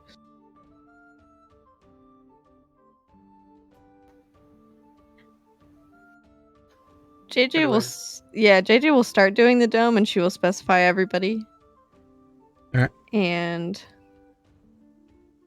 yeah, I don't think we can also fit the ox in here comfortably. So, Probably not the ox. so just everybody, including Vel, since she's far off. Mhm. Fair enough. Speaking of, as we cut back over, Vel, you wait in line a little bit. You see a number of folks, like, kind of grumpily waiting. In front of you, you see a rather haggard-looking small creature in a heavy-set robe. And it's like, I can't believe the wait. This day. Ugh. Ugh. And just seems to complain. Time passes fairly uneventfully. You finally reach the front, and a attendant looks you over. A horned satyr-looking individual. They look to you and go, "Hello and good evening. I am Tildy. I would be more than happy to take your information as to the size of your group, and I assume you'll be using the lift with us come in the morning." Yes, that's fine. Very good. How many is in your party? We have a party of 6, as well as a few pets. A few pets. Now, please specify a few, and the size and, races of your pets, if you'd be so kind. One is a rodent, a Mhm. rather intelligent rodent, and the other is a feline, a Okay. rather large feline. Very good. And those would be the only pets you're bringing with you? Although we have oxen that are driving our cart as well. You have oxen that are driving your cart. Information to know how many oxen? 2. Very good. And what is your business within Orskath?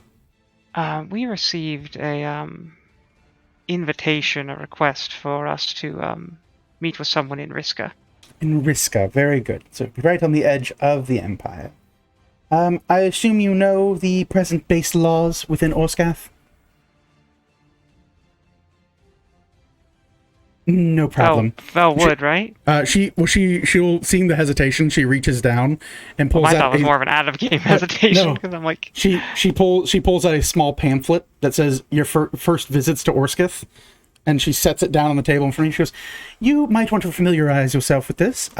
Unlike the leniency provided to a bit of the independent cities, as well as the Ravanian government, as they are so called, or rather their lordship, the kingdom, as it were, the Orskath, shall we say, empire is a bit more decisive in how we dole out punishments, so it is of your best interest to please read the information below.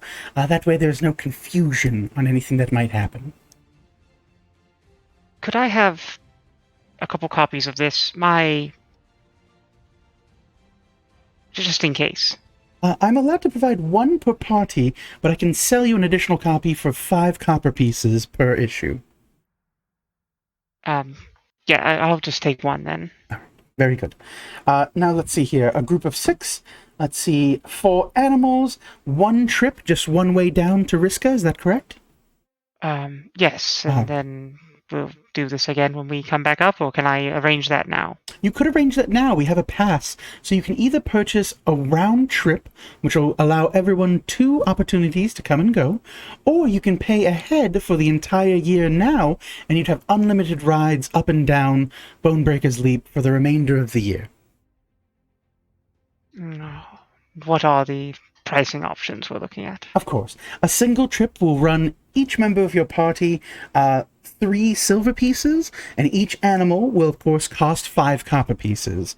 If you were to pay for a round trip, we would only be charging you 5 silver pieces per person, and we would waive the fee for your animals on the return trip.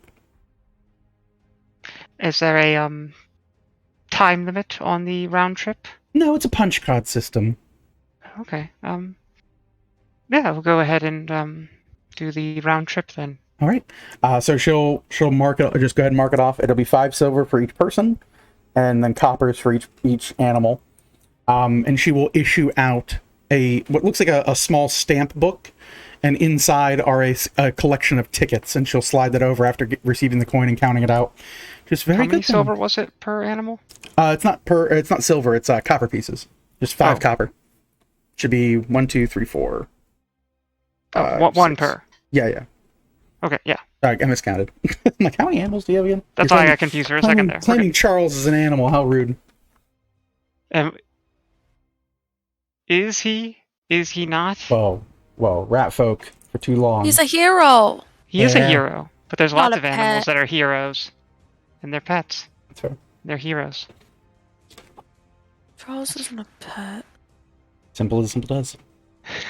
This is why you're not there, Celeste. That way you're not offended by Charles back in the dome. Hero, hero, hero. Like wagging his ass. But yeah, past that, she'll hand you your tickets and go, might you have any questions for Oscath?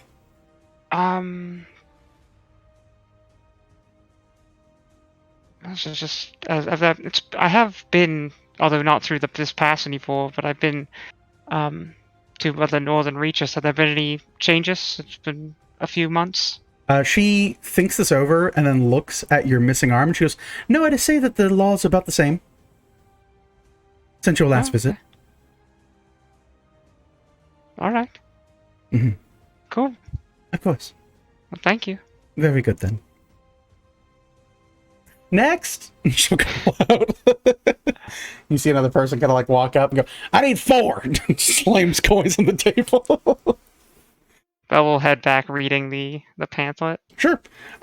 It's a pamphlet written by dwarves for non-dwarves. So it uses common, but it is written in very small words because they just assume everyone else is just kind of dumb. And it's actually drawn in, and it's like Oscath and you, a beginner's guide to the best empire in the world. And it's like very first page is do not steal. And on the second part of that same page, it shows a dwarf chopping someone's hand off. And it's like, stealing will be punishable by removal of limbs. Flip to the next page. Do not kill anybody. And then it shows dwarves stabbing someone to death with axes. And it says, killing will be punished with killing. It flips to the next page. And it's just all their basic laws. No stealing, no killing, being a good person, picking up litter wherever it's found, and not letting your pets defecate in drinking water is a very big one. Oh, Charles is going to have a problem with that one. He loves defecating and drinking water. It's his favorite hobby. When she gets back, she will hand it to Orville. Say, there's laws, again. But I think you can punch walls here. Well, that's good. Golly gee. Punch walls. I'm trying to think, like, any weirder laws that you would not be knowledgeable of that you could learn from Orville. You know that dueling is legal in Oscath. You can officially request a duel with people. Legally, you are allowed to fight to the death, as is. But yeah, otherwise, fairly standard laws. You do note that Something. most of their punishments don't involve attacks or gold or jail time. It's just straight up death. Like, just, Yeah. they don't fuck around. Would does a duel require like a written affirmation of it if someone dies? Then Requires a witness. witness. Okay. Yeah, has to have a witness. Man, too bad there's 5 of those around me.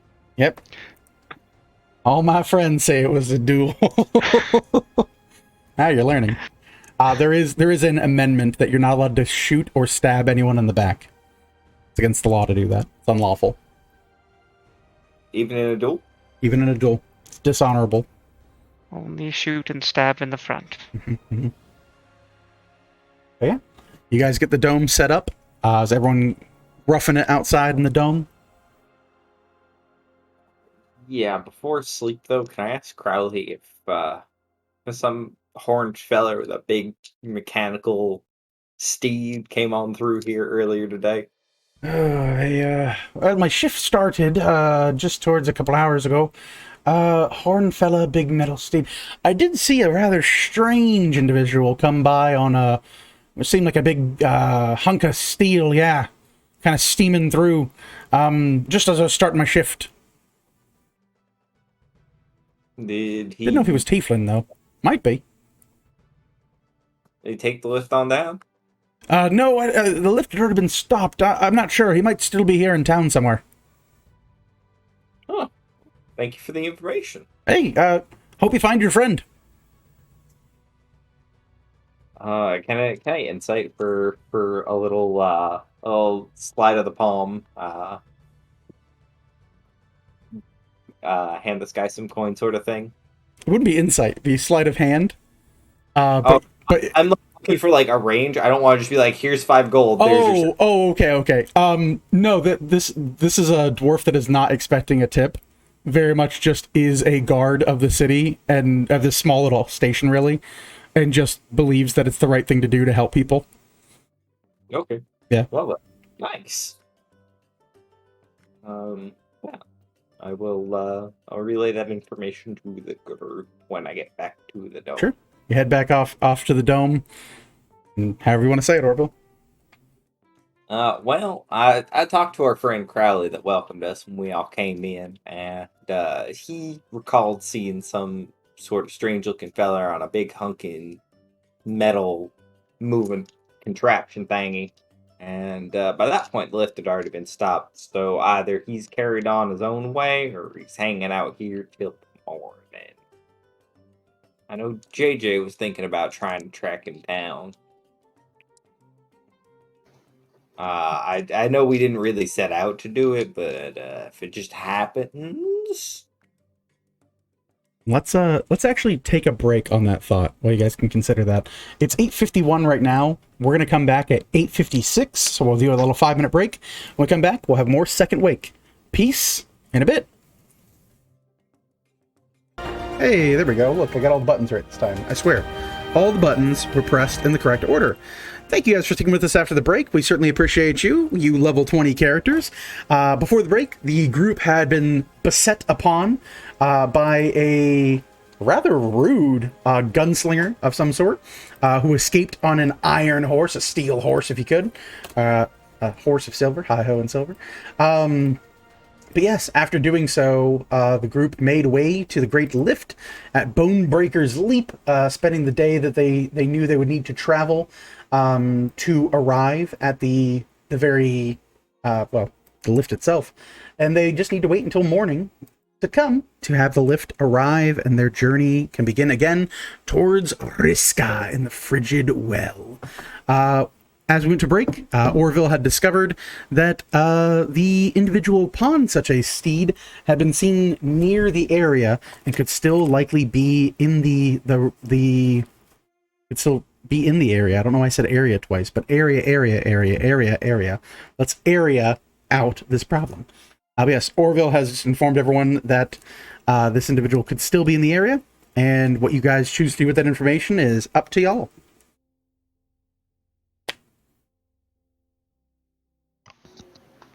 DM, how common are steel horses?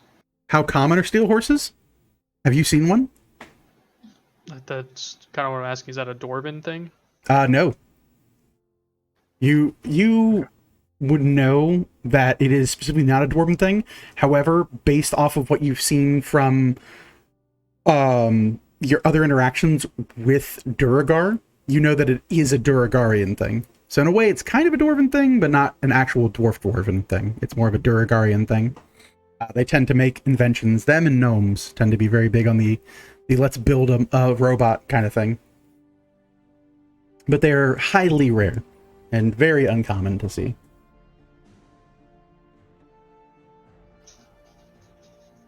Yeah, I mean, I don't know that there's going to be too many of those running around, so...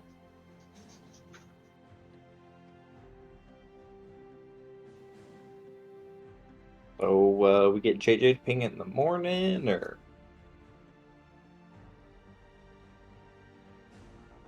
I mean, I Do we can. want to go on sleuthing? Maybe look for a trail of that oil that I was covered in earlier. Still kind of am. Use bath. Maybe I should got a room. Oh well. Cast precipitation on Orville. The oil, after hours of sitting on his hands, is finally removed. What do we want to do if we do seek him out? Well, it says We don't. pamphlet dueling's legal, so I challenge him to a duel, and then you all, as witnesses, say it was a duel, and that's that. Yeah, we could do that. These laws apply here, right? Or are we still in somewhere else? You're technically on the very edge of neutral territory. But you are in the Orskathian Highlands, which some Dwarven historians will say is under Orskath, but then some Ravanian experts will say that it technically falls within the boundary of Ravan. Some people say that the Ravan Range marks the end of the Ravan control, whereas many Dwarven nobility will say that the Dwarven influence extends out as far as the Highlands, while others will argue that it stops at Bonebreaker's Leap. So it's a hotly debated thing. Thule, is a independent city. It is beholden only to the Sunken Gardens themselves. All I'm Uncharted saying waters. is if we cause trouble, it is in those who run the lift to decide if we are still allowed to take it.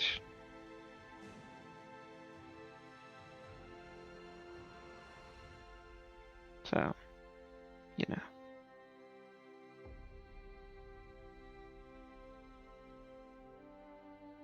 Up to you. We do have a job to do and a place to be, so I'd rather not chance that. Ever. Still ask some questions.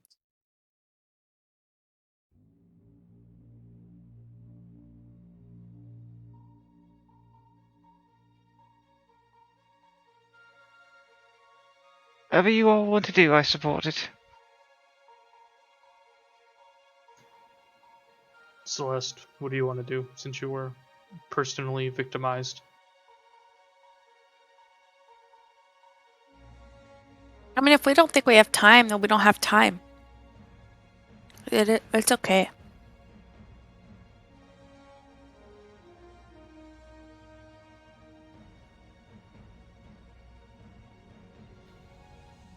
Alright, well, I don't know if there's much that we would get out of them except whatever for cult means, but I mean, we can find out who sent him, though.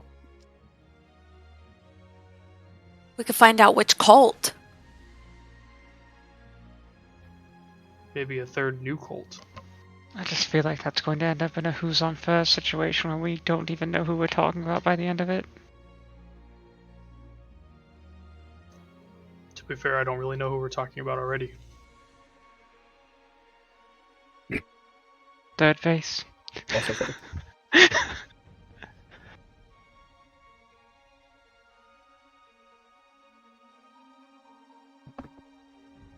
What's the plan, folks? I could do locate object. I do have it available if we want to do that, but I think I have to have been close enough, and I wasn't close enough to such things. I mean, I could try it with the oil, but is that what we want to do?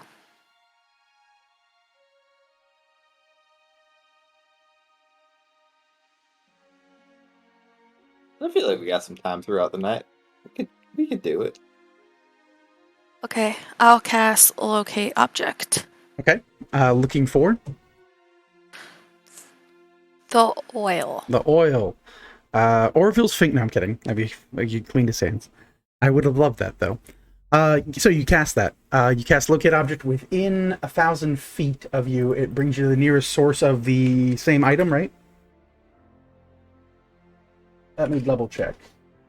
Locate object. We'll read it out loud so we make sure we can see it. Describe or name an object that is familiar to you. You sense the direction of the object's location as long as it's within 1,000 feet of you. If the object is in motion, you know the direction of the movement. The spell can locate a specific object known to you as long as you've seen it up close within 30 feet at least once. Alternatively, the spell can locate the nearest object of a particular kind, such as a certain type of apparel, jewelry, tool, or weapon. Yeah, sure. That works for me. So you're looking specifically for machine oil that you would have seen on Orville's hands? Yeah. Yes, please. You cast the spell. You move your hand out and kind of guide divinity a bit. As the spell takes hold, you do feel a pull, a tug, over past this current area where everyone has stabled their horses and various ilk, and it kind of pulls you to slightly, probably past the barrier of where this like small little community of the lift area operates.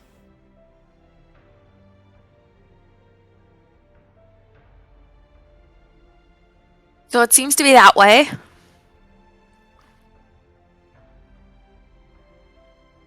So You guys want to go? outside of where the guards are, even? Seems like it's like right on the outside of where everyone's keeping their stuff. Like as Celeste points, she's pointing towards like bushes and like sparse trees that exist on the very edge here.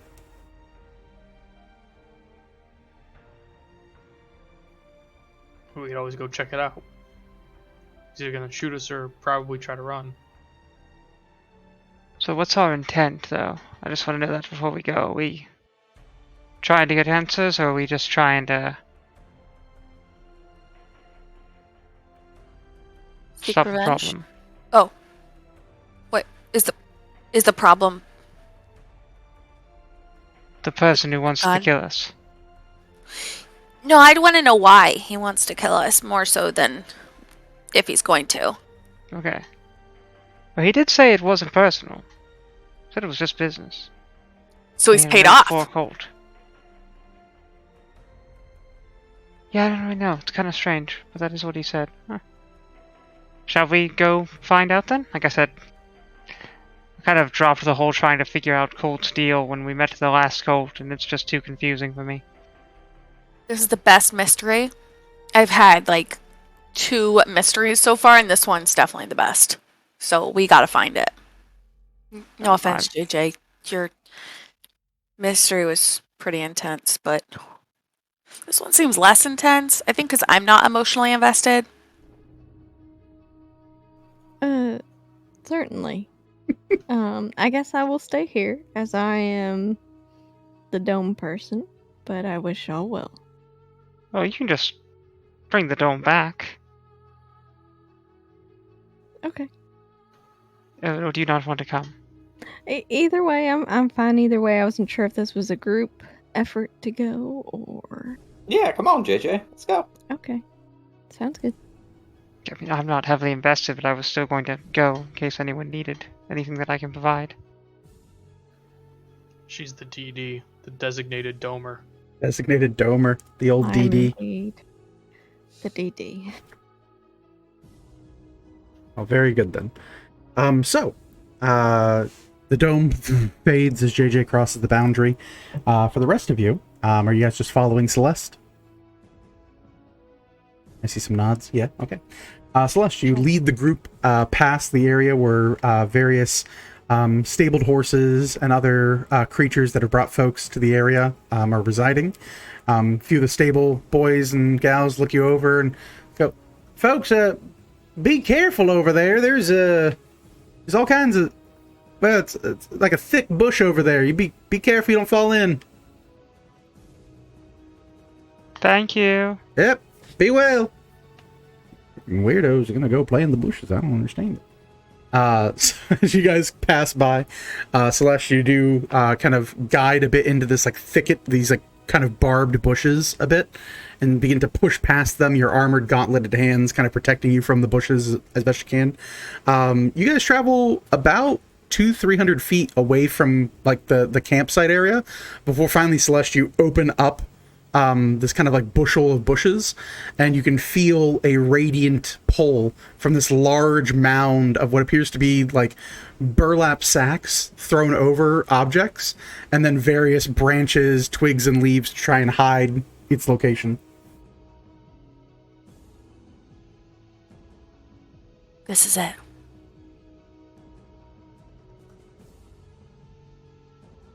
Yes.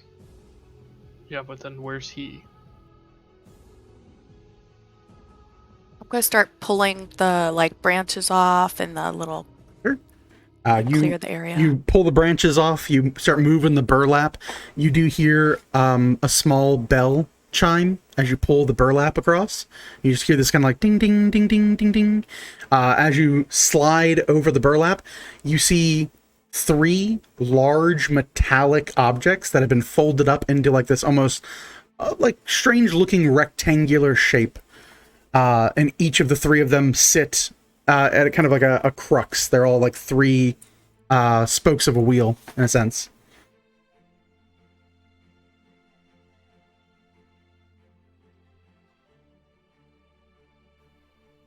Is this what the horse looked like before it was activated? Yeah. Okay. You didn't get a good view of it, but it looks like it folds down in on itself, and then that's why it takes it around to boot back up. Guess I'll kind of elbow Morgan and like be like, hey, we should probably watch out for Shooty McShooterson. Good idea. We'll just keep looking around. Sure. You look over the area. Doesn't seem like anyone's around. Some time passes. You don't really see anything over there. Just these 3 large metal kind of rectangles that are all folded in on each other.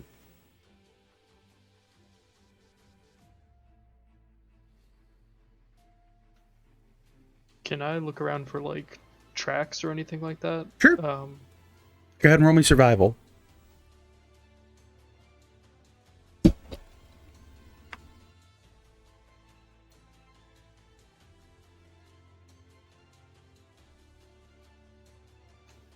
$23. 23.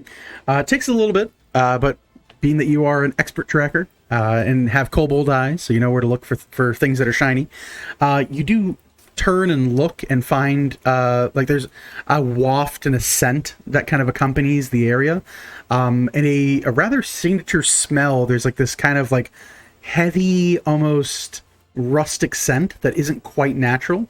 You detect it to be some type of cologne, more than likely. You can smell it on the wind, and you can kind of feel that it's been applied in the area. Getting that scent and finally looking around the area as you follow it, you begin to note some very light breaks in the bush that seem to round a bit back northward towards the lift area. With a 23, you note there are more than one set of tracks.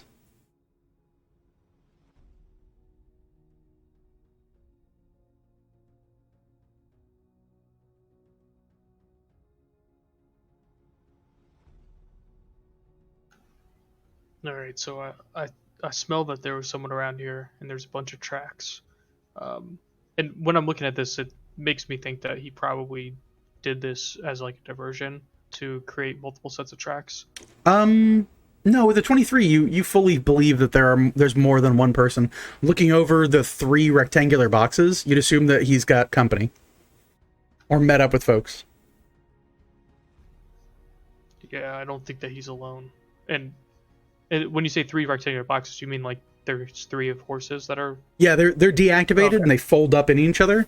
But once these are activated, these are 3 mechanical horses. It looks like there might be 3 cowboys out here. Got 3 different horses, several sets of tracks. So, I don't know. I smell something funny, but I can't really pinpoint quite where they might be. But there's a path through here that kind of leads back around, so either they are back through there more, going to this northward way, or they've created a path for them to leave from. I mean, they might have gotten a house. Yeah, maybe. But we heard bells, and so unless there was magic involved, they wouldn't put those out there unless they were close enough to hear the bells. True.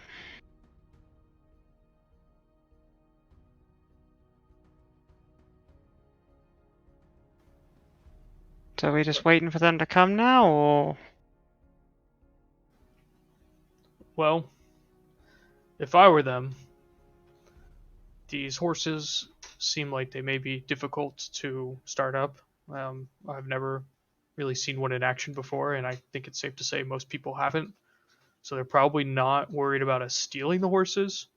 But the fact that we've uncovered them and they have a bell system set up, they know about it. So they're probably lying low and then going to ambush if we try to leave or if we go searching for them more.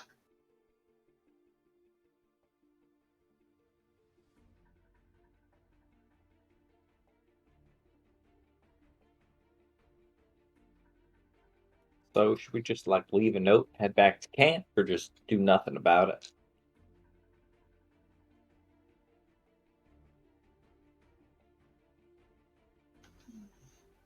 I'd like to know why they have a problem with us. What they think they're doing for Colt.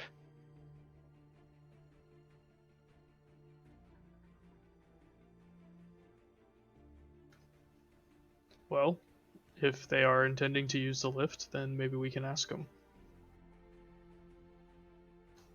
We just won't be able to try to use violence to get an answer out of them, which means that I will be completely useless.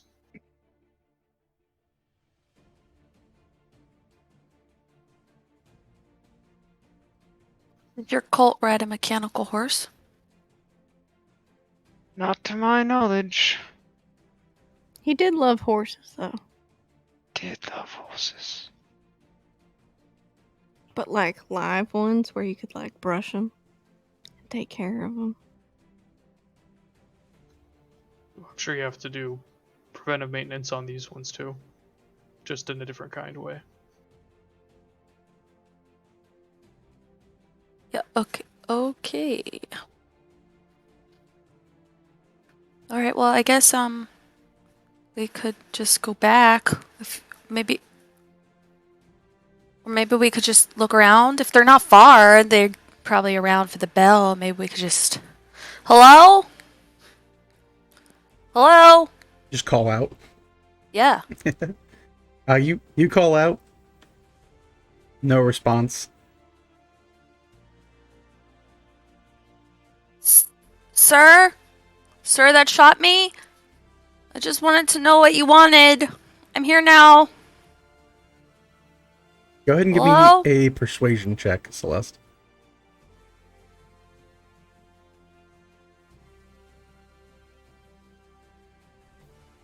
You said persuasion? Persuasion.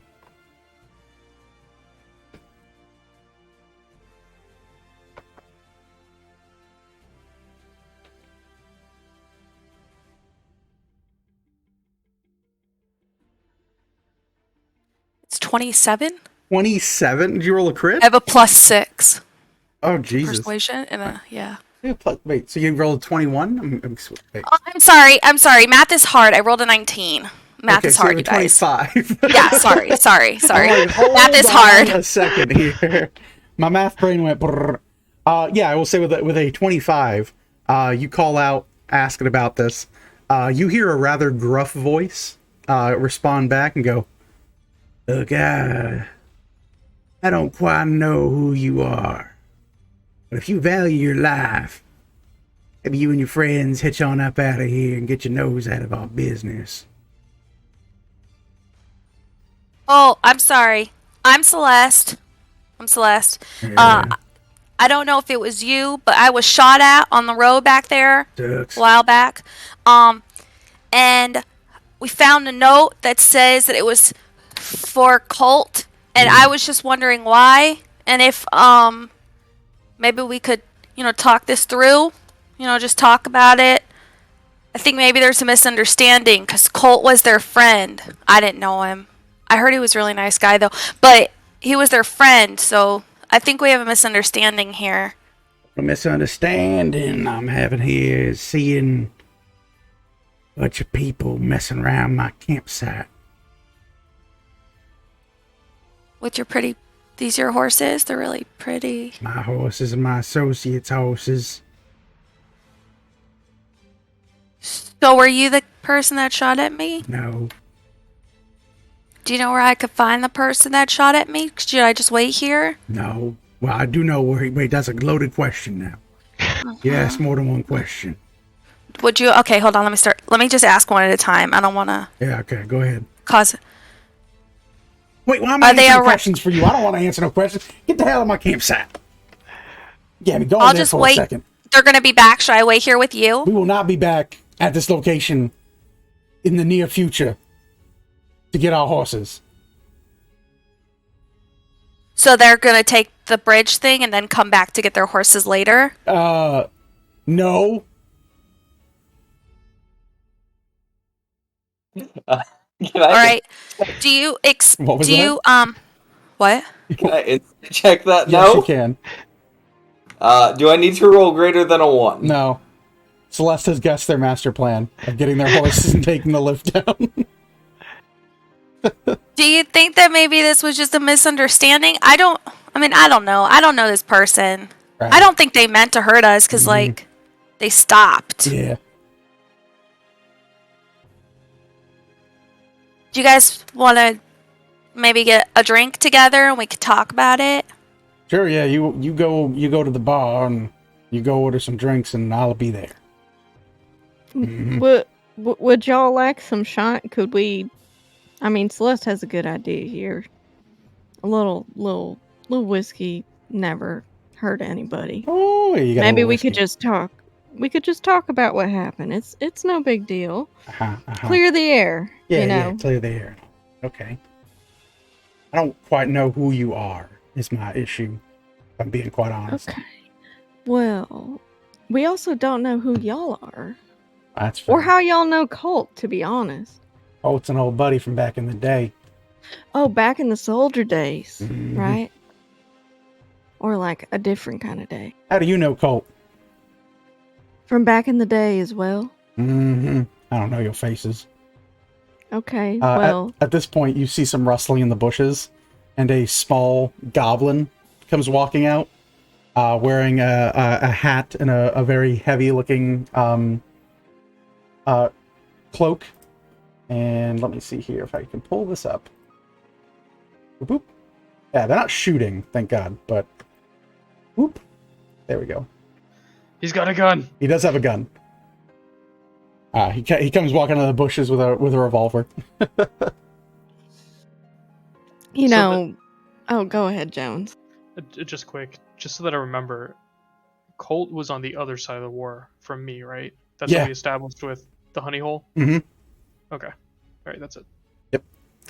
Colt's faction was a group of folks that very much fought on the side of people who had more coin than you. But he comes slowly walking out, gun drawn, angled at you guys. JJ's gonna take out. Now I'm gonna take out the whiskey. If you give me a second. She's gonna take it out of the side of her bag, unscrew it, and hand it over. Kind of reach it out. Takes it, Now, smells it.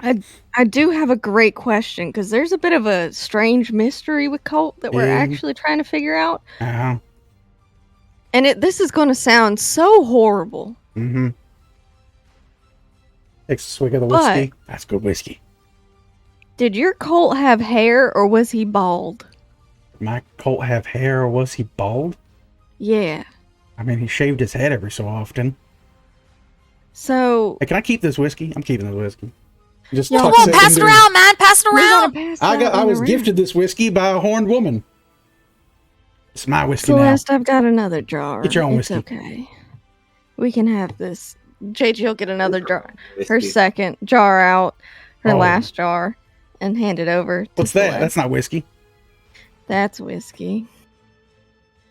Whiskey. No, That's there's- weird. There's just another fella that's calling himself Colt Honeycutt. There's that another we fellow met. calling himself Cole Honeycutt. What are you talking about? You're talking crazy. There's only one Cole Honeycutt.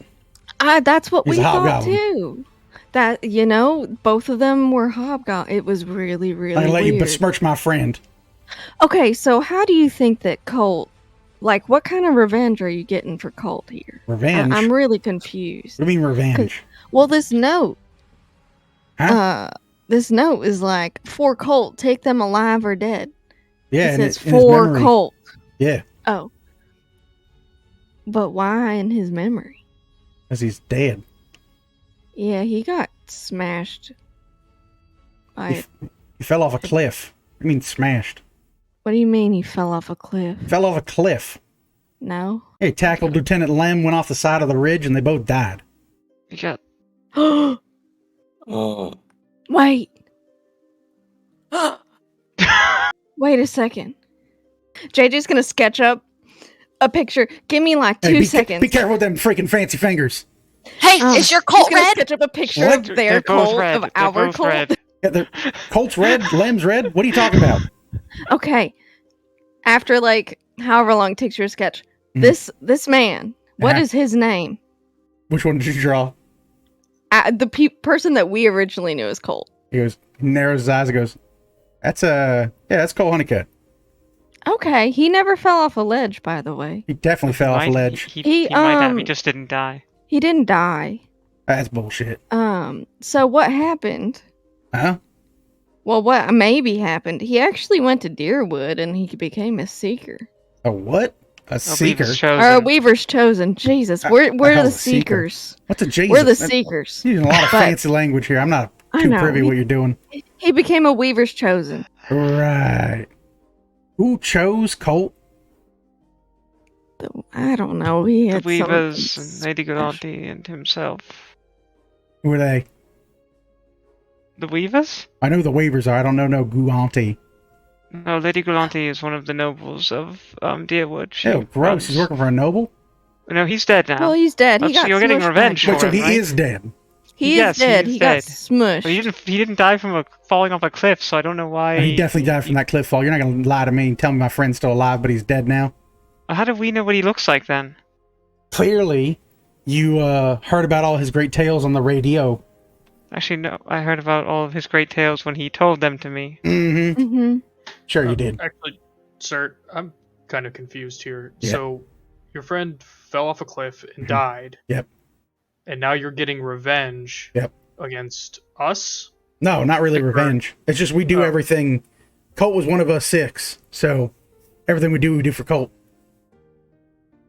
I see. was one of the original 6 of you killed by snakes?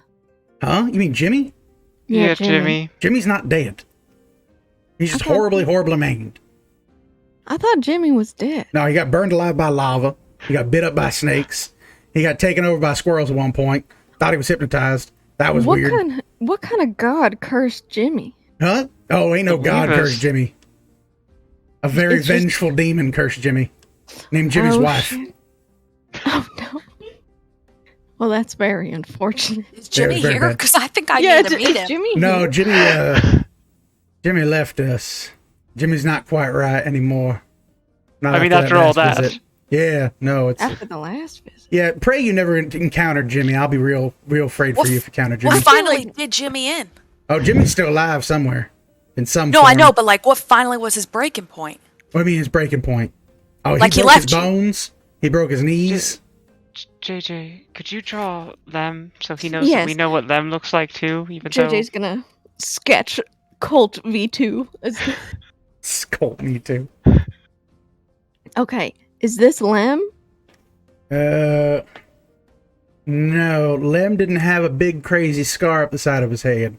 Okay, could do he you have know gotten that who from this is? falling off a cliff? I mean, maybe the cliff was pretty tall. Yeah. JJ's gonna smudge the scar away. Oh wow, that's a dead ringer now. Look at that one. It's like a whole different person. Okay. So why did your tiefling friend come after us? I don't know. Who are you? Angles a gun around the group. I'm Battlefield. We're the Seekers of Galanti. Oh! Well, shit, you should have said so. He turns and shoots you right in the chest. JJ's going to react to that Sure, cutting and words. cutting words. Hey, go right ahead. I have reactions too, depending upon his role. That's fine. 8. 8. Okay, so he reduces it by 8. Yeah. Okay. He has a 16 on dice. Yeah, I'll cast shield. You cast shield. Okay. So minus 8. Jesus Christ. Is going to be an 18 to hit, Vel. Bounces off the shield. Just fires off a first shot. Looks like goes, that was unfortunate. If we could not. Hey, do you know right now, and he clicks the hammer back of his revolver and aims it back at Vel. Goes, do you know right now you could kill your friend, ship her head off, and you'd be set for life? Yes, they know. Just that. you don't have to look over here. I'm just gonna deal with the elf real quick, and then y'all can go about your business. I'm gonna try to chop his arm off. Oh, you take a swing at him? Yeah. Wait, At wait, this wait. point, you try- We you Yeah, try- your your weapon- weapon duel. extended arm. One like second. This, just like, I mean, it's a We would goblin. like It's not to really duel long. you. I'm a One kobold, moment. It's as long as me. I mean, you're not like up on him though, unless you want to be. In that case, it will be initiative if you want to swing on him, Kobold Jones. I mean, I'm definitely gonna swing on him before he shoots again. So Sure. All right, roll initiative, guys. You can still talk in combat. JJ's gonna shout, I challenge you to a duel. I challenge you to a duel. I'm still chopping. Chop, chop, chop. Let's go ahead here. I love that the All right. Let's see here. We gotta redo this one. Gonna be for. Seems good. Kobold Jones. I got a 5. You got a 5. Nailed it. Charles, very confused, but we'll roll. Charles is not going first at a 5. Vel, 7. 7. Orville. 24. Oh shit. Morgan, 6. 6. We're super fast. JJ, 21. 21. Celeste. 11. Hey, it's better than your last roll. I think I've got everyone, right? Morgan, Charles, Kobold Jones, Vel, Orville, 24. Kobold Jones reaches for his axe. You see this individual hop back at the start of combat, being able to move as a reaction at the start of the first round of combat, and kind of leans back and looks over the group and counts out 1, 2, 3, 4, 5, 6.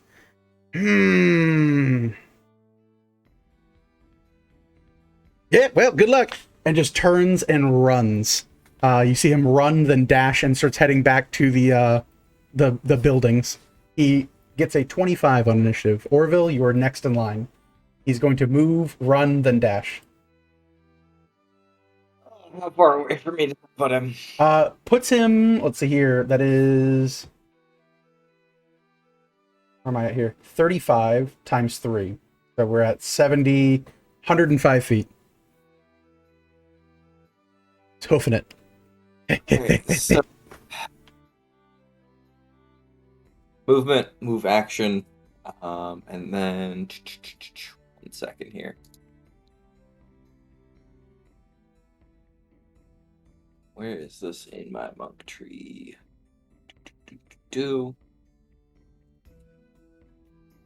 Bonus action dash as well with Okay. step of the wind. So run, run, run. Run. Get in front of him. Yes. All right, let's see here. Let's see here. All right. You quickly pass him through the bushes and break and get in front of him. He goes, Look, man, we're just trying to make a living out here. If you could just kill your elf friend, or I mean, you could hog tie her and throw her like, to the wolves or something. That'd be cool too. Afraid that one's not gonna pass. All right. I mean, I'll split it with you, 50-50. I mean, 60-40. I mean, 70-30. In my favor? No. I think it had a bit too much hooch there. Ah, shit. It's gonna be your turn. JJ, your go. You see him bolting for town.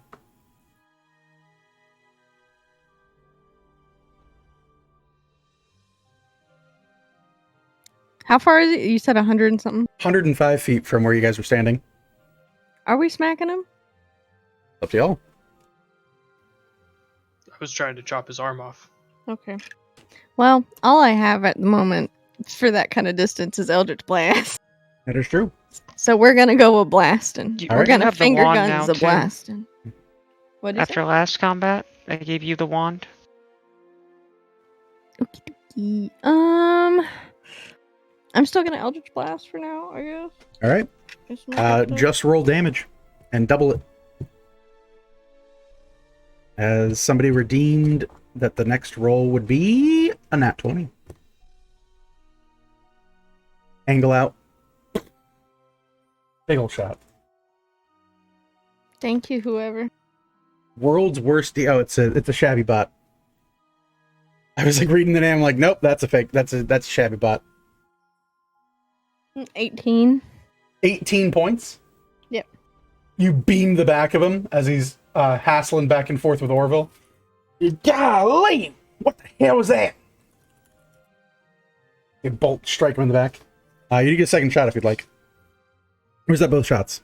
That was both shots. yeah. That's fine. That's all right. On to Celeste. Another quick-footed enemy begins to run away from you. What would you like to do?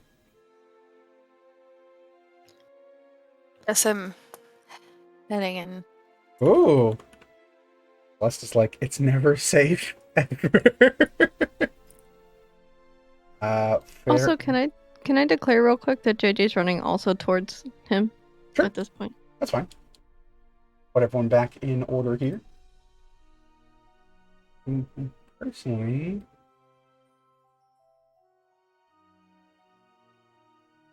one second as I look for this thing that I would use.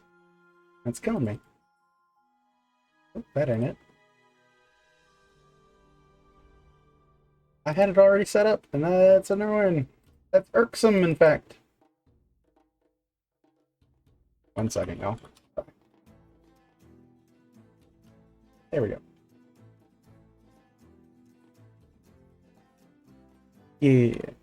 There we go. Okay, let me put everyone on here. That way we have it.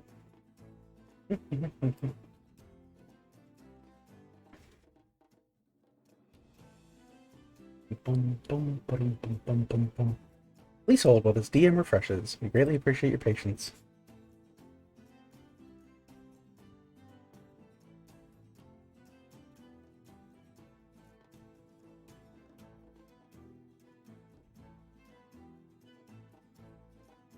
So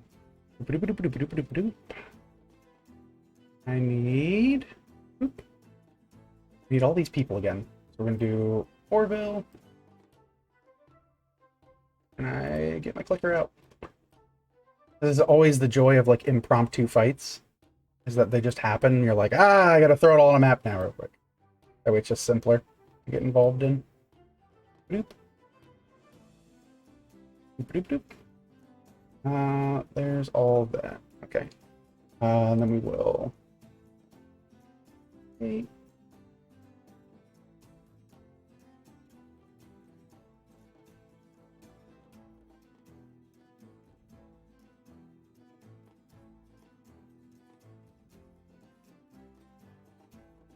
Okay. Is that? I think I have everyone here. 1, 2, 3, 4, 5, 6, 7. We're good there. And we just need to add in our boy. Oop. Did we get to find it? Alright.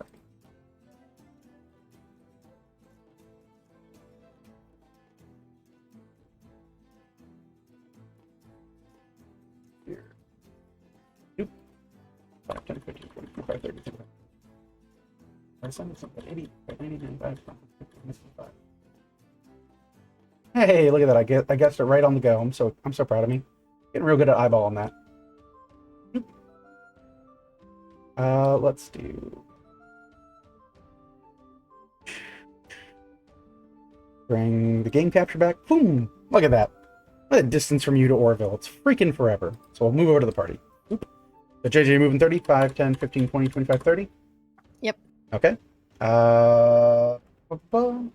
Celeste. Oh, I didn't move Celeste on here. Whoop. Whoop. There we go. Click and drag.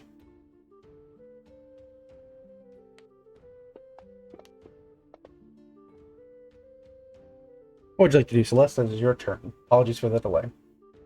That's okay. I would just like to follow suit and move up. Okay. You want a double move, or you just want a single move? I can double move. Okay. 5, 10, 15, 20, 25, 30. 5, 10, 15, 20, 25, 30. Seems good enough for me. On to the next person in this line. Orville, you see as your boy begins to rustle back and move through the brush, you begin to catch up to him.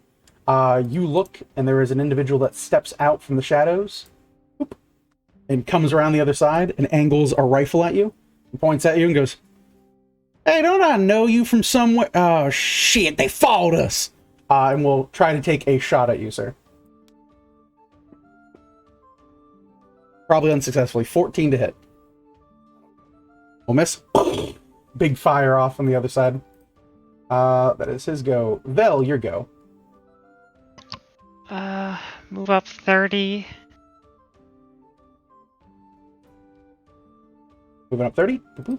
Yeah. 5, 10, 15, 20, 25, 30. Whee! Heard this other shot, but I can't see that guy. He's behind rocks currently. Yeah. So...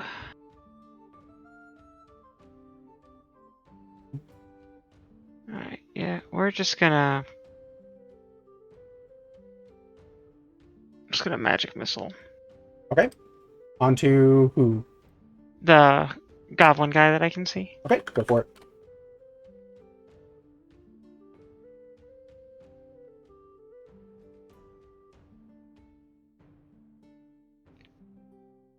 Or 13. 13 takes it. Brings him well up. These bolts of energy. Shit, they got magic. I hate when they have magic. Oh, man. Big old mess. That is going to be Vel's turn. Morgan, your turn.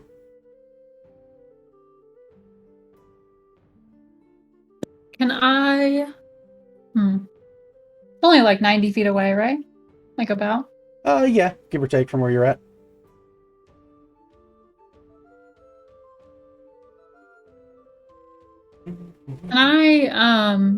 Can I see them? I don't know where I'm at. Sorry. You are I just want to make sure that all rock's the way in the the way. fuck over here. You probably I want to move know. down. So 5, 10, 15, 20, 25, 30. You get a clean Yeah. shot. Perfect. Yeah, I'll shoot at him. All right, go With right the ahead. guy that I can see next to Orville.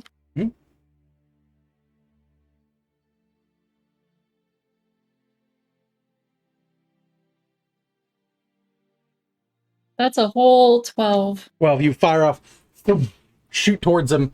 Your arrow goes wide in the dark and doesn't seem to be able to hit him. That gonna be your go? Yeah. Charles. 5, 10, 15, 20, 25, 30. 5, 10, 15, 20, 25, 30. Russian. Cobble Jones. Do this. Boop, boop, boop, boop, boop. Alright, I'll just do the, oh shit, here we go again. Here And I'm we gonna just start running. 5, 10, 15, 20, 25, 30. 5, 10, 15, 20, 25, 30. Rushing on up. That'll be that. Boop, boop. Top of the round. The goblin looks at Orville and goes, "Hey man, it really doesn't have to be like this. You could come over to our side. We could be friends." Nope, y'all shot first. Twice. This is how it has to be. Technically, you chased me, but that's fair enough. points the gun in your face, and you see him kind of like click 4 times. Orville, taking shots. 1, 2, 3, 4. Let's see here. I think most of these are going to miss. I think one will hit. So we're going to look at among the lowest ones. Does a 13 hit? No. Okay. So the one that's a 19 will hit, and then we will have a malfunction. So coming along for you. Boop, boop. It's going to deal 9 points of piercing damage to you. Would like to use my reaction to deflect missiles, please. Go right ahead. And Catch it. flavor that I just straight up raw dog punch the bullet back into the Just gonna punch it back into the gun. Yeah, it's fine. coming misfire. Yeah, with a nat 1, with a nat 1, it'll misfire and blow back on him. Ah, shit. Are you gonna roll to throw it back at him with a key point or no? Yeah, but can I do that like through his gun? Like just like as it hits, I punch, put the bullet back through the chamber, cause the misfire, and have it like blow up in his hand to deal the damage? Yeah, that's fine. Sweet. Just add a d6 onto the damage you're gonna do, since that's his misfire damage. Fuck missiles. Do ranged weapon attack. That's a 21 to hit. 21 will hit.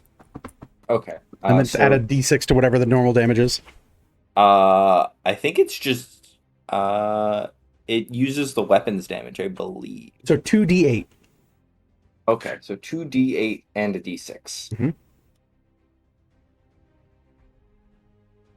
That is a total of 16 points plus modifiers thereafter. Oh, okay. So 21. 21 points? Yeah. Jeez. He will use his bonus action to disengage and go for cover behind these rocks. Ah, shit! They're not fucking around, man! You see him already clicking out and dropping cartridges out of this gun and reaching for a reload. That is going to be his go as he panic runs. Orville, your go. You see the tiefling man and your goblin friend up in the corner. Oh, it's goblin on goblin violence. Oh, geez. You going for him? Oh, absolutely. All right. Where are you going up to? Past here? What's the elevation on those rocks like? It's about 10 foot up. Okay. Can I use my bonus action to again Step of the Wind? Mm-hmm. So that I can just free run up these rocks to more or less double my jump height, and then elbow him off the top rope? Sure. Does Step of the Wind make you ignore free strikes? No. Okay. So you will move up within range of our tiefling friend. He will angle in and shoot at you before you move through. Okay. So we will try for that. No, 11. You see another wild shot going up and rolling for the attack. Alright. First attack. That is a 25 to hit. Yeah, that'll hit. Second one, just for good measure. Mm-hmm. It's going to be a 16 to hit. 16 will miss. Okay, so one hit. Mm-hmm. Do max damage.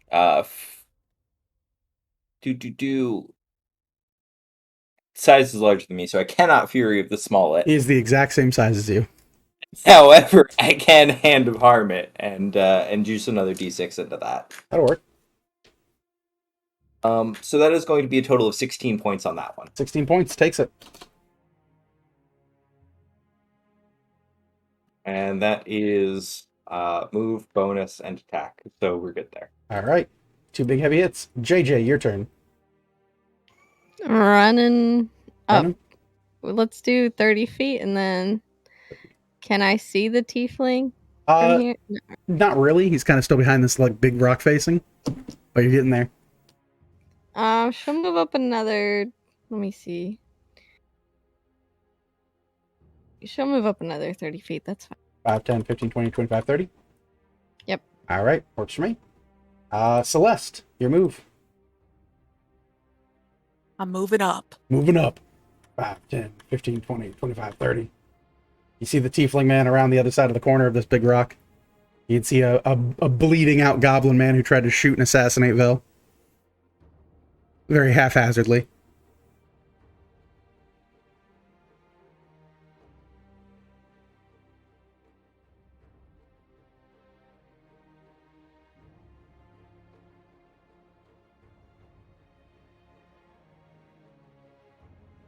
Can I use the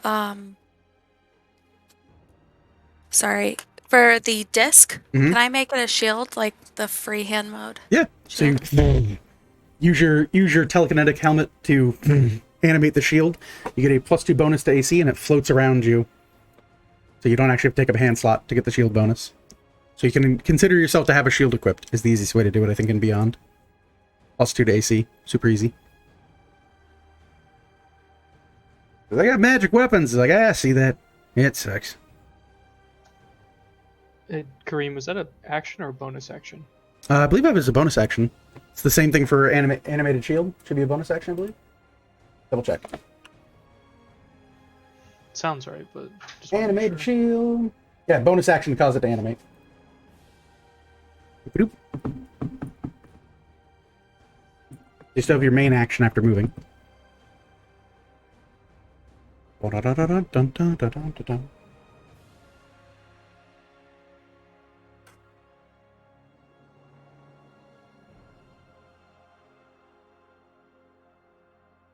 Can I just use my action to keep going? Yeah, gonna dash. 5, 10, 15 to get into melee with this guy. Yeah, can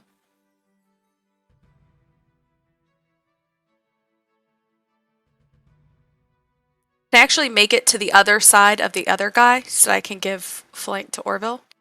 Like that. Yeah. That'll work. Yeah. Yeah. Alright. It'll be Silver's turn. He'll look over. I'm sorry, no, it's looks over at Celeste and looks up and down, looks at your friends, goes, oh shit. He's going to pull out a small looking looks like a small metal tube and stab it into the shoulder of his dying goblin friend. Boop-a-doop. 9 points. Good enough for me. Then he's going to look at you, Celeste, and angle the rifle over, and is going to take a shot directly at your face. Boop-a-doop. Doesn't get advantage. Sucks. Another 4, big miss. Will attempt to get distance. Go ahead and take a free strike if you were so inclined, Celeste. Nope.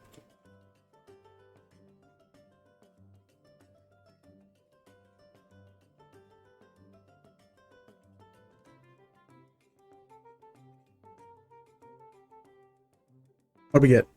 Yeah. It's a mess. Miss. Big heavy swing, big ol' miss. That is all he can do. Boom. Ooh, finally arrives. Invisibility. That visible. Boop.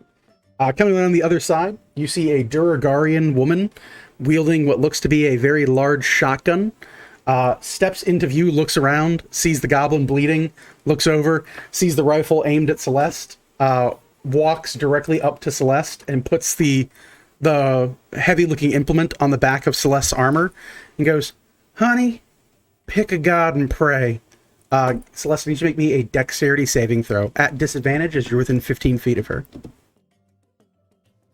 Quick question too. Did JJ see that Durgarian woman as she stepped out? More than likely, she cuts through the bush to get here. Could I? I don't think cutting words works in this instance. This is a saving throw that this weapon causes. Okay, never mind. What is your dex save? It's a 7. It's a 7. Okay. She's gonna blow both barrels. Oops. It's gonna be 1, 2, 3, 4. Oop, no, not 5. Just 4 of these. Just 4. 4 of these, please. 1, 2, 3, 4. She's gonna come across for 24 points of piercing damage, and I need you to make me a Constitution saving throw.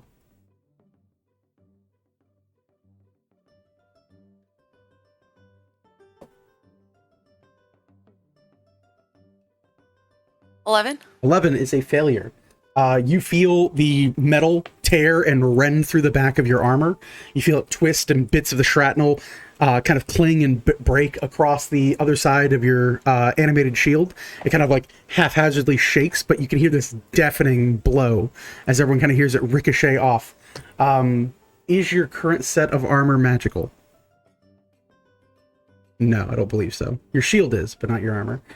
Just the shield. Your armor gets -2 to its AC until it is repaired, as the back of it is blown open, and you can feel bits of metal impale into your back and spine, causing a very grievous wound. As her bonus action, you see her click this 2-barreled shotgun and load in 2 more shells and clicks it into place, and that is going to be her action. Just, that's about enough of this. Vel, your go. Let's move forward 30 feet. 5, 10, 15, 20, 25, 30. Oop.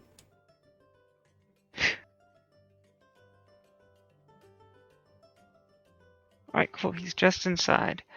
I can't see the other 2 from here, right? More than likely not. Okay. Then I will look to the fellow that I can see and ask him to make me a Constitution save, as I will cast Blight. Okay. Constitution saving throw. I have rolled so many 4s. He'll try for it. So it's going to be a 13, 14, 15, 16, 17.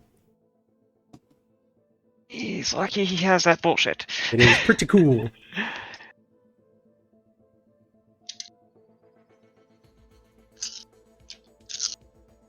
He'll take half. Ba-dum-ba-dum. Still going to be quite a lot. Yeah. Yeah.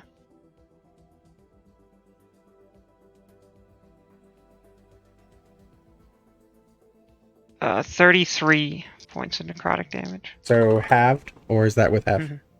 That's before having. Before having, okay. So 15... Oh, sorry, 16, no, I missed 38. Okay, so 19. Lost track of a die there. For dinner. My bad. Weapon? Morgan? I was unmuted. Oh, okay, gotcha. Vel, you moved, you blighted. Is that your go? Yep. All right. He's got wizards out here! Morgan, your go.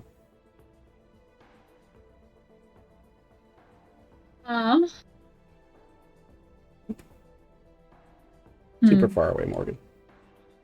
Zooming. Is this guy on the left? Is he leaving or is he? He backed away from Celeste after trying to shoot her. Okay. He was more not wanting to be in melee with everybody as it started. Can I steady aim him? Yeah.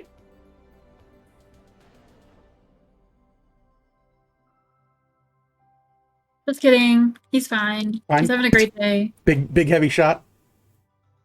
Yeah. Oh, that's bad. That is your movement, your bonus, your action. Charles rushes 5, 10, 15, 20, 25, 30.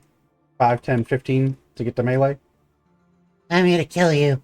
I prefer you didn't. Cobalt Jones, here you go.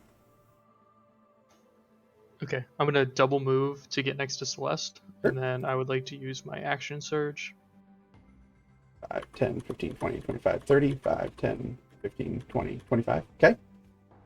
Action surge. And I'm gonna start attacking these new friend. The Durgar? Yeah. Go right ahead. I also would like to use this ability as a bonus action, Draconic Cry. Enemies within 10 feet. Till the start of your next turn, you and your allies have advantage on attack rolls against the enemies that could hear you. What is Cobalt Jones's Draconic Cry? I once knew a kobold that said it was wizarding time when that happened. So now I need to know what yours is. He just fucking yells. I need to hear it. What is it? There we go. That works. All right. All right. You have your advantage. Go right ahead.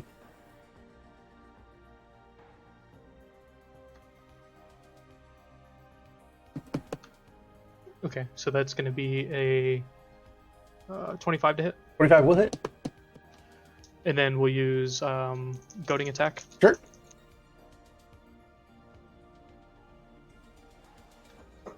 So that's 12 damage for the first one. Is it from a magical weapon? Yes, I'm using that long sword. Okay, got it.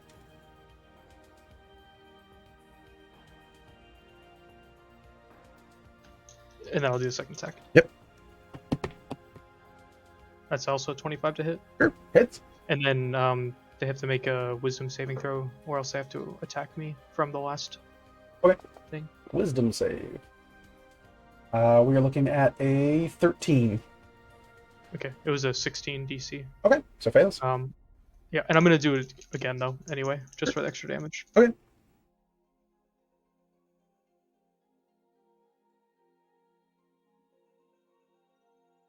And that's for 16 damage. 16 damage. We'll take that as well. And then that's it. All right, works for me. 2 heavy hits. Really stirred the nest on this one. We're going to see our goblin friend start of his turn. You see his wounds begin to close up.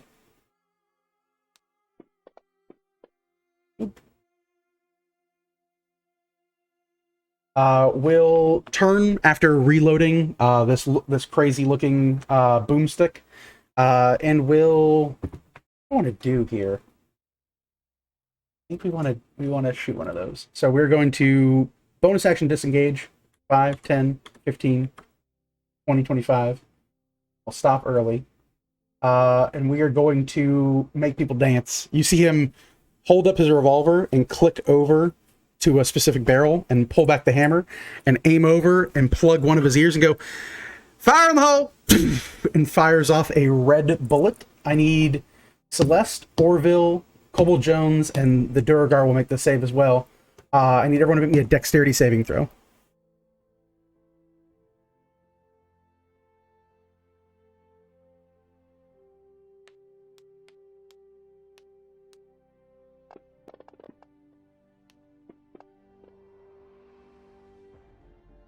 Is this an DC effect I can 15. see? Hmm? Is this an effect I can see? This is an effect you guys can see, but it's not against you. Okay. Yeah, you're good. Yeah. So zoned out. Orville, I have Celeste's bonus, right? I believe so. 30. You're good. That seems like a lot. Celeste, what do we get? 17. 17 will make it. You'll take 8 points of fire damage. Cobble Jones, 3. 3. You will take 16 points of fire damage, and you are on fire. That is going to be his action to fire a special round. And bonus action was to disengage. Good there. Orville, your move. Oh boy, oh boy, oh boy. Is our rightfully friend within 45? I feel like that's yes. 10, 20, 30. It looks like he's 40 out. Yeah, he's about so. Adjacent? Yes, please. Can I get the flank with Yeah. You can flank with Charles. Wait. We got him now. I would like to waylay this man. Go right ahead. Please and thank you. Mhm. One is gonna be a 17. 17 will miss. Than 17, flurry of blows. Mhm. A lot less than that still, and a nat 1. And a nat one. Bad. Rolls going the other way for once. That happens. Is that going to be your go? That is move action bonus. Yes, sir. All right. Big heavy swings. JJ, your move. JJ's gonna move down 2 and diagonally left 1. Mhm. And she can see All 3 of them now. all 3 of them. Okay. She is going to use that wand of magic missiles, Sure. and she's going to use 4 charges Okay. on the Durgarian woman. Sure. Go ahead and roll it. That's 4 first level casts, correct? No, it's not 4 first level casts. It's as if you cast it at 4th level.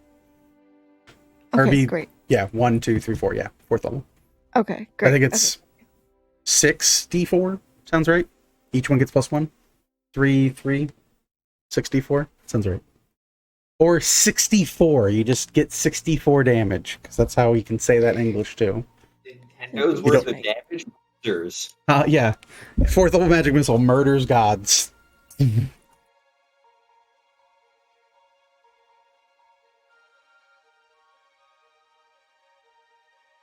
13 damage, please. 13 to the damage. lady. We'll take it.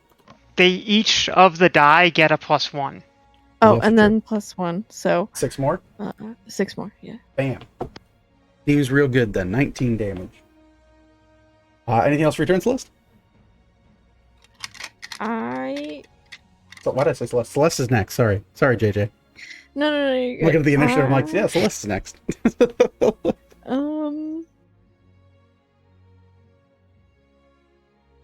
I can see Celeste, right? Mhm. I can see that Celeste's blown the fuck out. Again, Yeah, right? the back of her armor is like bent in on itself, and many pieces of metal are bleeding out from her back. She'll say, "Come on, girl, you got it," and she will cast a healing word over her way, a second level. So Alright, let me go give right you ahead. Celeste and her history of guns is so far very tainted. that. 9, please, to Celeste. Celeste, you heal 9. You can feel the large holes in your back slowly begin to close up. Alrighty, that's it. That's all I got. All right. Celeste, start of your turn. You've been healed since you were last dealt a wound. You are no longer grievously wounded. You may act as normal. Can I go around to the other side of this? Durgar? Yes, please. Sure, go right ahead. And swing on her. Go right ahead. It's at advantage because I'm flanking? Mhm. Okay.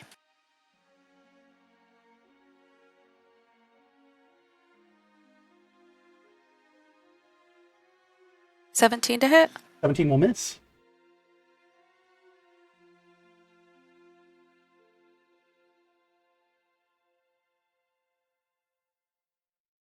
It's going to be a crit for a total of 27. That'll work.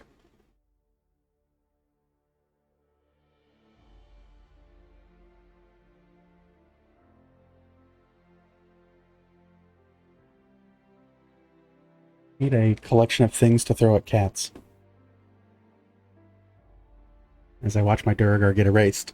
He's trying to eat tape again. Like a little I just shithead. throw full water bottles at my cat. Yeah, I just feel like that's a lot. He's not that big. Like the water bottles, I'm like, am I going to You throw don't my diffuser at him? I don't like throw it to hit him. I just throw it near him to scare him. You know, he don't. He'll give me a weird And if look. I hit him, it's a bonus. Right? I mean, it's fair.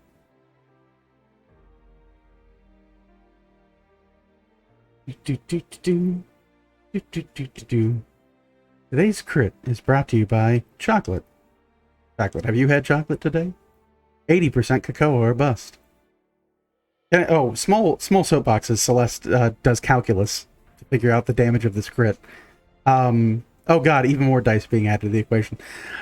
So, fun fact, I didn't realize 100% cacao is just unsweetened chocolate, and is probably the nastiest shit in the world. Like, it's definitely cooking chocolate. Like, I feel like if I melted it down and added it to something, it'd be good.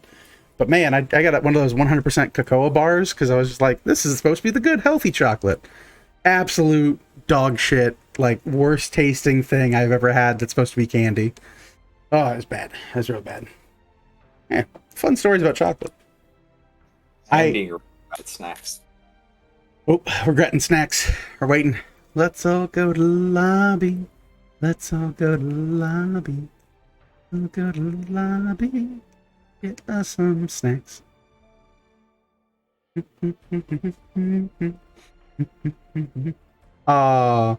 husband points awarded.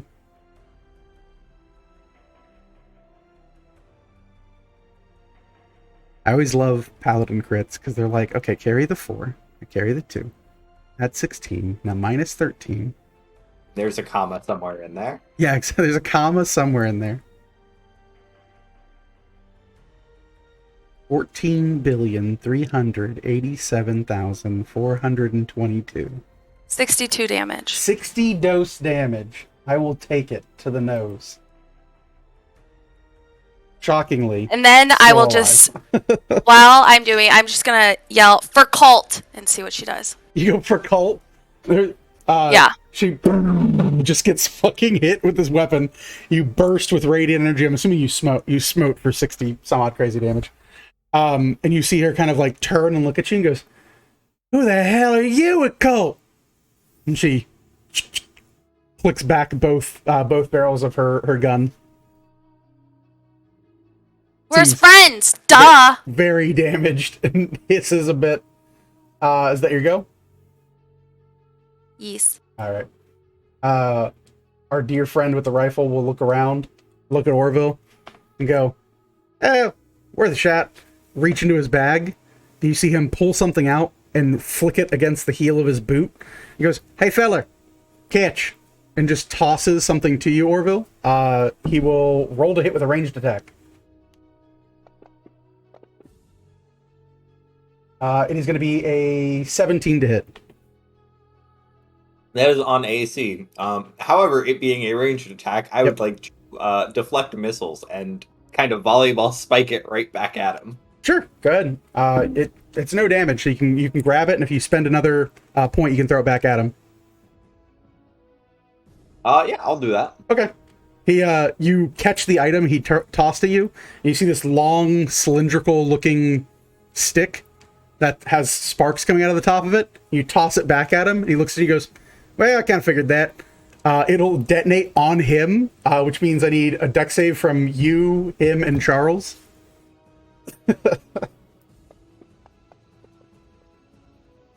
He'll make his dex save.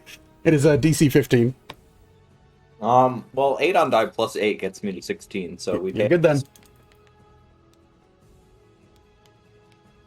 Charles, on the other hand, the only one who doesn't have evasion in this small, intricate net, Charles will straight up take 46 damage and drop unconscious on the spot. As the tiefling and Orville both stand there unfazed, both have evasion. You go, "Well, that was a neat trick, feller."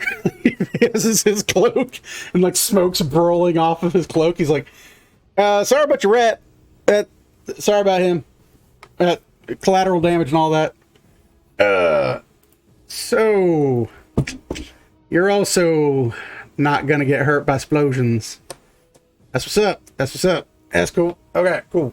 That's his turn." Our girl's turn. We'll look to the pair of you. She'll step one over. I actually can't get both of you up free strikes, so I just have to shoot somebody. Yeah. I know it was a dex saving throw, but I did goading attack her. I don't know if for her it's just disadvantage if she doesn't target you, right? That's how it's supposed to be, yeah. Mm-hmm. That's the thing. Her weapon does not require a roll, so for her it's more just a vengeance thing. She'll aim directly at Celeste and pull the trigger on both barrels. Celeste, I need a dexterity saving throw. If you hit me, 8. I'll hit you back. You said 8? Get it, girl. 8. Oh, geez. 1, 2, 3, 4. She's going to come across for 39 points of damage. Another big shot. Your AC is further reduced by 2, and you have another grievous wound. I'm down. You're down? Yeah. Or- So wait, is it 2 different attacks or is it 1 attack? It's 1 attack, and when she makes the Okay. attack, she chooses 1 barrel or 2. Okay. Yeah. She can either take 2 different shots a turn or 1 big shot. You see Celeste collapse to the ground. She looks over to you, and you see her pull something from her belt and stab herself in the abdomen with it and push down a plunger, and then stare over at you, Cobble Jones. Just, "You're gonna be next, little skinny feller. I'm gonna do you like I did your girl." And that is her turn. Foop. Vel, your turn. Hear another thunderous explosion. Celeste is on the ground. Armor is in shreds. So yeah, so I just need to move down so I can see the trio over there. Boom, boom, boom, boom, boom, boom. Yeah, that's good. So centered on the Durgar, I'll cast Wither and Bloom, and I'll upcast it. Mhm.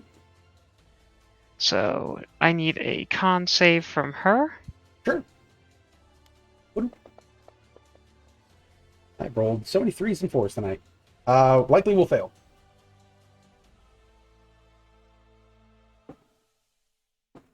If she fails, then she will take 12 points of necrotic damage. Happy to do it. And Celeste, you can roll 2 of your hit die, or up to 2 of your hit die, and add a 5 to that and heal for that much. Bum, bum, bum, bum.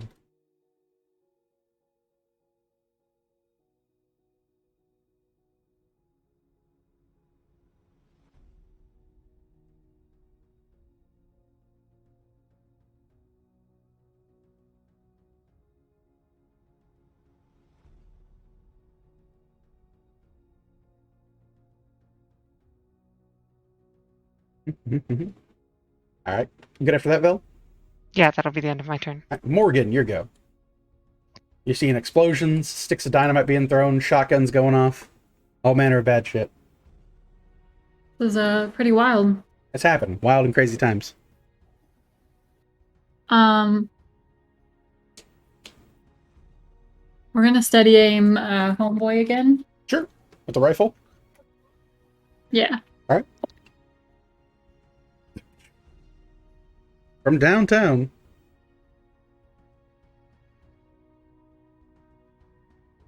The 16 hit. 16 will be a miss. You fire off again. You see, as the smoke is still clearing from the stick of dynamite, your arrow cuts through the smoke and sails off into the bushes. Sick. That is steady aimed. That is a one and done. Charles will make a death save. Charles, because I can only roll 3s tonight, Charles is one step closer to very much dying. I saw a thing the other night where, like, people won't roll their own death saves. The DM rolls it and doesn't tell you if they're passing or failing. It's a pretty fun concept. I might play with that one day. Maybe next campaign. Oop. Cobalt Jones, your go.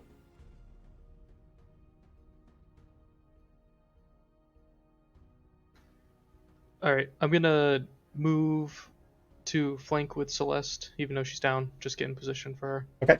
And then I'll yell again.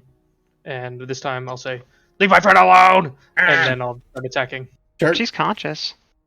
Doesn't matter, she's prone. Oh, okay. It's a 21 to hit. 21 will hit. Goading attack again. Let's go, baby. Sure. Either way with Kobold Screaming. Gives everybody advantage.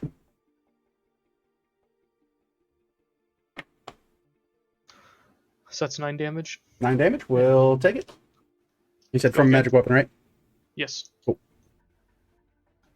And then I'll do one more. Sure.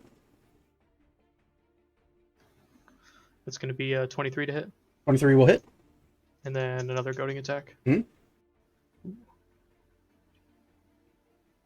That's for 18 damage this time. Okay. 36. Takes it. See this two big heavy hits. She starts coughing up a little bit and wiping the side of her chin. Looks you over and goes, all right, little guy, I got you. I'll put you back to work in the mines soon. Don't worry about it. So you see her getting ready to load up her weapon again. Also, I know you said that you wanted to do me, but I'm chast, so... Mm-hmm. The Powder's turn. Powder has options.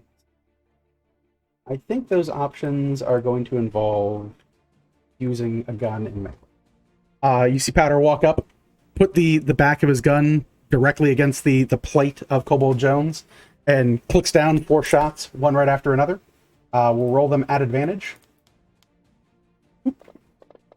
As he can make gun attacks in melee. He's happy about his life. We will have 1 crit, and we will have 1 regular hit, which is going to be a 28 to hit Kobold Jones. That hits. All right. It is not from magic weapon, so I'll do... You're going to take whatever the total is, minus 6, right? Yeah. Offer 2 attacks? Sure. 1, 2, 3, 4. No, that's 1 too many. Please stop. Please stop, game. I need 4, not 5. 1 too many. I'm going to roll this so it resets my dice. 1, 2, 3, and 4. Oop. That's going to be for, on the first one from the crit, is going to come across for... Yeah, an 18 doesn't hit you, right? Is that clear? I have 20 AC. Okay, that's what I thought. Okay, so a 16 for the first one. And the second one is going to be 8, 9, 10, 11, 12 on the second one. And I need 2 Constitution saving throws.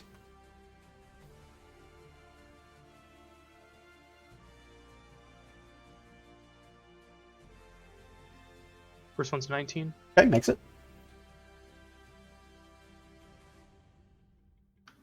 Second one's a dirty 20. Okay, seems good. Orville, your go. You watch it at the end. Reloads his bonus. I'm going to make 2 attacks on Mr. TNT right here. Go right ahead. Hey, whatever works, man. First one. Hmm? 17 plus 25 to hit. That'll hit. Second one. That's a 2. A 2. 2 will miss. The other one will hit. Yep. Picking up 2s. That is going to be 9 points of bludgeoning. 9 points. We'll take it to the nose. All right. He was upset about it. My final key point here to do a flurry of blows. I will dance 5 feet northeast diagonally so that I touch Charles with one of my hits and heal him for 1d6 plus 2, so 6 total points. Charles is at 6 hit points. And then the other attack will go against this fella Go right ahead. for a 19 to hit. 19 will hit on the nose. All right, sweet. Actually, 1 over nose. Different person's got 19. And that is going to be 9 points of damage there. 9 points of damage. We'll take it. All right. That'll be go. That'll be it. Heavy hits. Boom, boom. Bring Charles back. The rat lives. JJ, your go. Could you zoom out a little bit? Yep.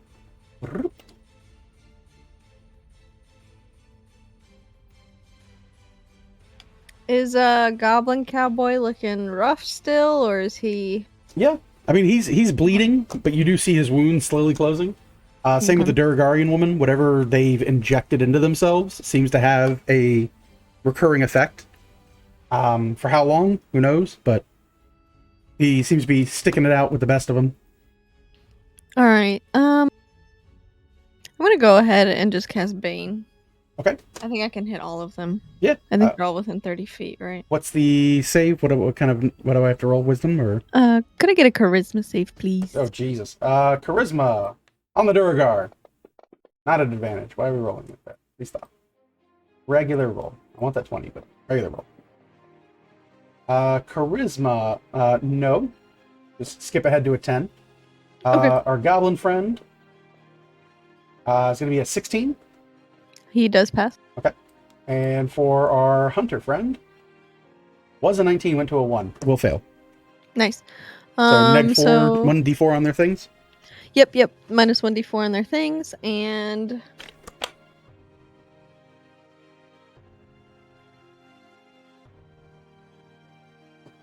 I think I'll leave it for now.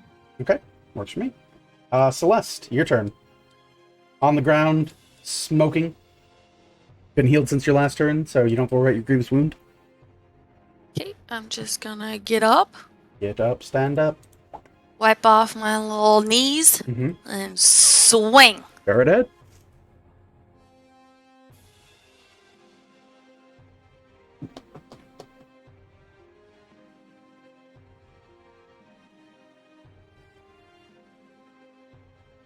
Mhm. 24 to hit. 24 will hit.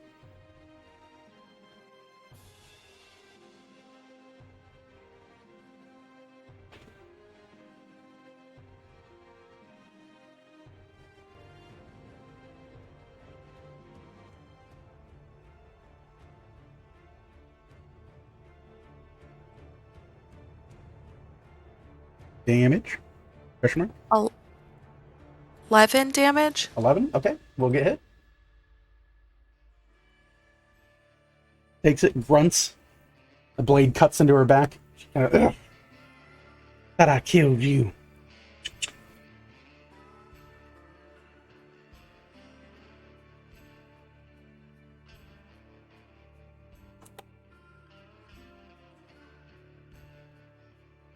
$17 to hit. 17 will miss.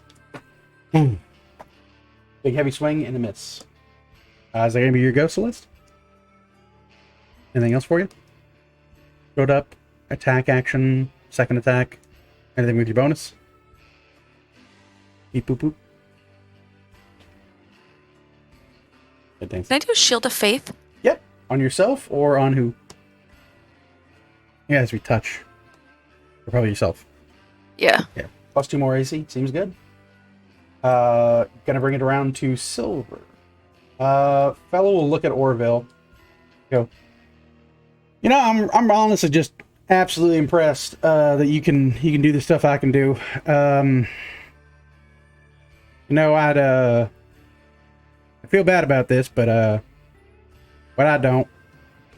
Anyway, you see him as a bonus action will clear his weapon because he's already fired 4 times and load in what looks like a white shell and then angle it directly at you. He's like, good luck, friend.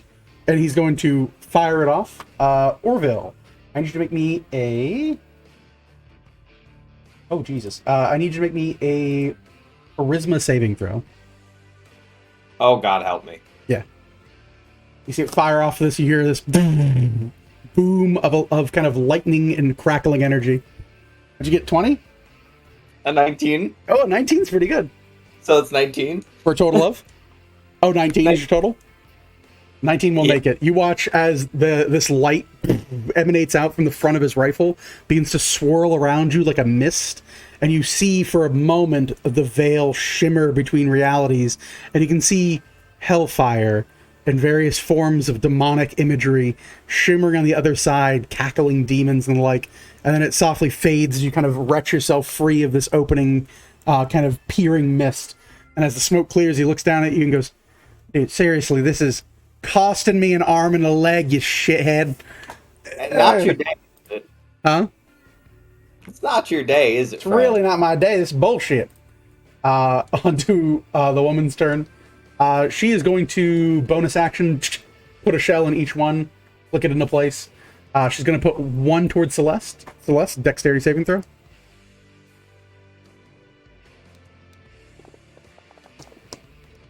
9. 9. You will take 14 points of piercing damage. And then we'll turn and look at Kobold Jones. And Kobold Jones, dexterity saving throw. You're within 15 feet, so it's made at disadvantage.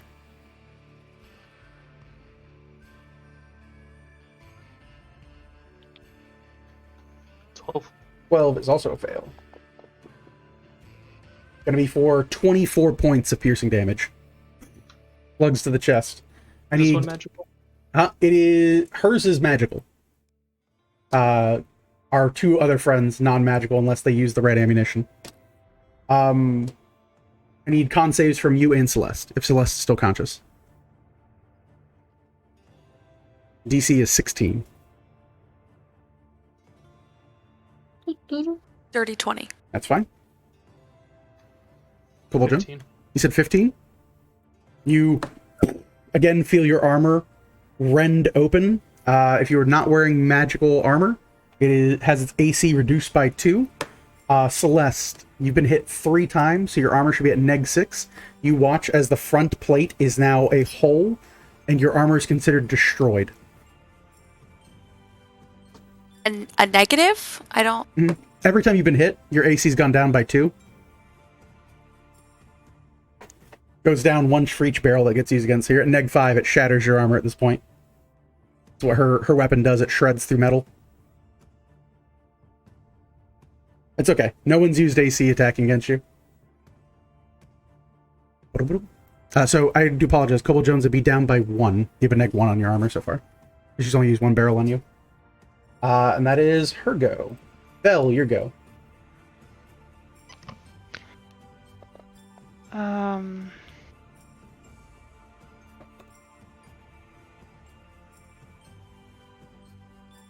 I'm gonna flick a ghostly skeletal hand at the Durgar lady and cast Chill Touch. Okay, go right ahead.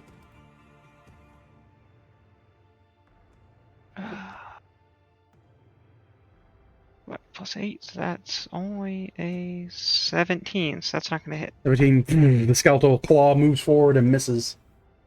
Crashes into the ground. Is that gonna be your go? Yep. Alright. Oop. Morgan, your go. Sniper Tower Morgan. The one ranged fight, and everyone's in melee. All by myself. You're muted. By myself. Don't wanna be all by myself. Sorry, go ahead. I'm just vibing, okay? I'm Bobbing in the Ritz trying my crack. best. Fair enough, fair enough. I'm not really a melee character, and I'd have to double move to get there. You know, No, it's like I get you. I get you. I just find it funny. We finally get people with superior range weapons, and they're all fucking melee. How many sticks of TNT I wish I could use right now? A lot of them. I'm gonna study aim again. All right. On the Tiefling man? At the guy who's so zoomed out that he looks like a weird Batman right now. Oh, that's fair. He does kind of look like a weird Batman. Batman.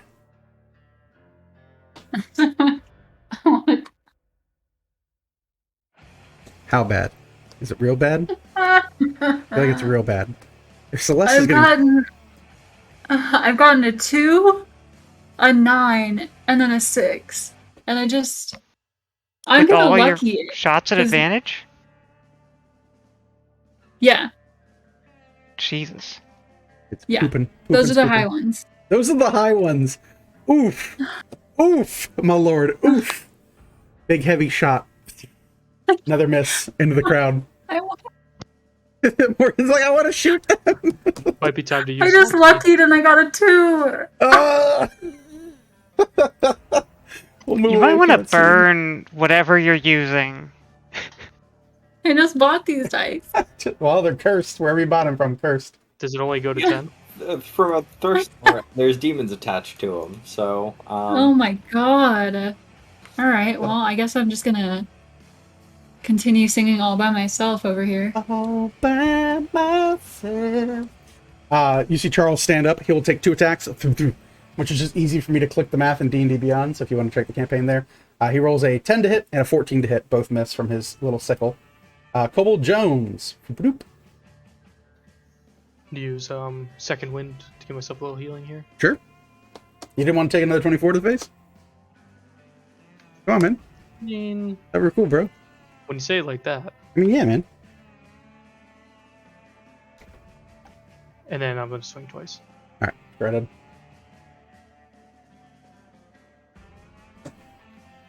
It's gonna be a 27 hit. 27 will hit. Last goading strike. 10 damage. Okay. And then attack again. Yep.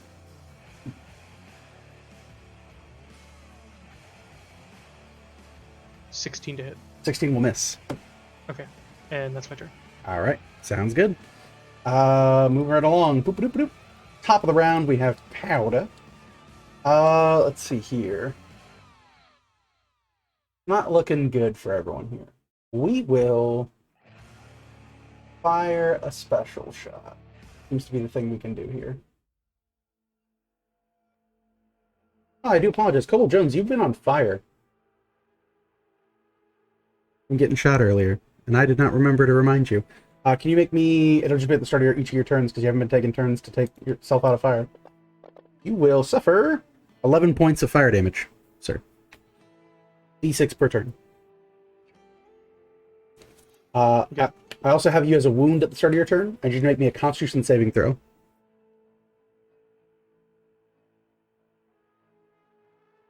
This man is bleeding out on fire. My heal doesn't override that, right? You take your heal after the start of your turn. The bonus action, take your heal. Okay. For second wind. Yeah, after that you'll be fine. 25. 25. You are completely fine. You don't bleed out and die. Powder. Now we'll take its turn. Will bonus action load in a single round, flick it over, aim it at Kobold Jones, and we are going to take an attack at advantage. 15 on the dice means that it is a 24 to hit, sir. That's All right, it'll be for 8 of these. 1, 2, 3, 4, 5, 6, 7, 8. It's going to be for 20 points of acid damage. You see a spray out from the front of their gun. That is their attack action, their bonus action to load, the move action. I think we just move over to the other side. For the person doesn't care about advantage. Still good? Oh, well, Jones, no longer bleeding out, but desperately on fire. Orville, your turn. I'm gonna try and put this fella in the ground. I'm gonna swing back to get in flank with Charles Okay, for that sweet advantage. seems good. This fella's size medium or larger. It is size medium, yeah, it's a tiefling. Sweet. Alright. But per the new D&D rules, he can be size small. That is going to be 24 to hit. On the 24 first will one, connect. and a 21 on the second. Both will hit. Sweet. 9 and 8 is going to be 17 plus 3 for Fury of the Small is going to be 20 over 2 hits. 20 over 2 hits, seems good. Takes them both. See him grunt. And seems to be desperately wounded at this point. That's the turn. All right. JJ, your go. Yeah, all 3 of the individuals are pretty fucked up. Okay. JJ's gonna try and use the. I had her use 3 rounds last time Mhm. on that magic missile, right? 4. 1 to activate, and then 1, 2, 3. Kobold Jones, Okay, I yeah. apologize to you. Does a 23 still hit you? Okay. I forgot about Bane. 18. I just rolled it. I will pew the last 3 rounds of this. I'll Pew-pew. go ahead and roll that d20. All right. It is not a nat 1. Heyo. Who are they going at? The gal with Alright. the shotgun. 5 magic missiles. 5 plus your 5d4.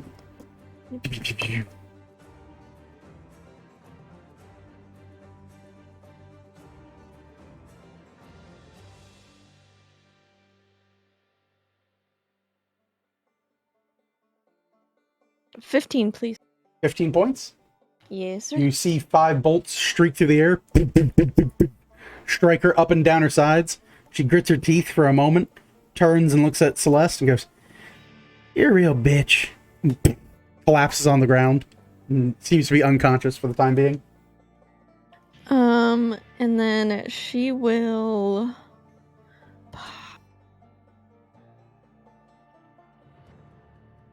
Healing doesn't put out fire, right? No, taking an action to stop, trap, and roll puts out a fire.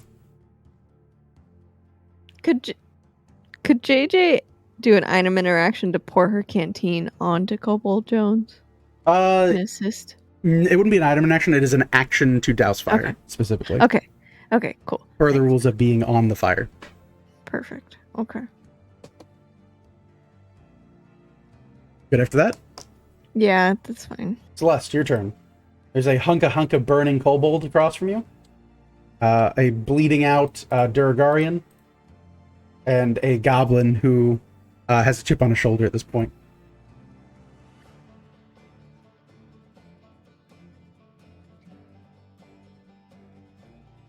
What do you want to do, Okay. Celeste? I'll go over and put out the fire on Jones. Oh! Walks over, you start patting him out. Jones, you look, the front and back of Celeste is just covered in shrapnel. She is bleeding out of the front, like, horribly bleeding. Now she's burning your hands, patting you out. Sorry about the blood, bro. Sorry. Blood squirting in your face. I think I saw this outfit at a Rick Owens convention one time. It's very awful. Oh, that is your action. You still have your bonus and your move.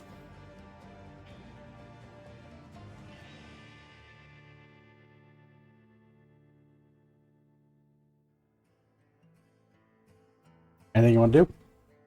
Pass arena? Okay to pass. Just gonna she's gonna get really mad. She's just gonna bamf out her wings Okay. and just scream for everybody to stop fighting. Stop fighting! You scream it out. You see the guy with the rifle look you over and go, "Yeah, no, I'm cool with stop fighting. Hey, you good with stop fighting?" And it's the goblin go, "Yeah, I'm kind of good. I'm kind of good for stop fighting. This is real expensive all of a sudden. I'm not really feeling it, if you be honest with you.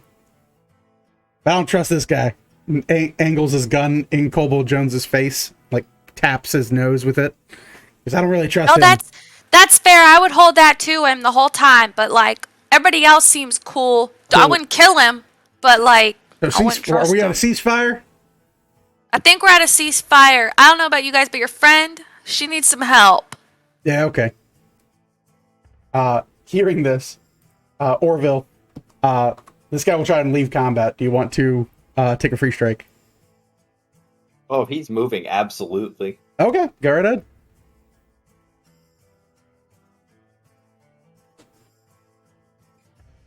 Where do you think you're going, fella? I'm gonna go hail my friend. Oh, you son of a bitch! 18 to hit. 18 will hit on the nose. Alrighty. 10 points. 10 points takes it. You see, they start walking forward the rifle, and they get smacked in the back by Orville. Just a big, heavy kick to the side, and kind of stumbles forward a bit, and turns and whips around on his heel. Goes, "Oh, you tried to get us with the old fake ceasefire, you son of a bitch!" They're gonna bonus action load their weapon back and aim it directly in Orville's face and try and shoot Orville in the face. Yeah, we're straight up. I already moved, unfortunately, so I can't do that. And then I take a d4. Never mind. I will roll a 9 to hit. See, great shot. It's a damn shame. Start of the round, death save, end of the round. Moving on with my day.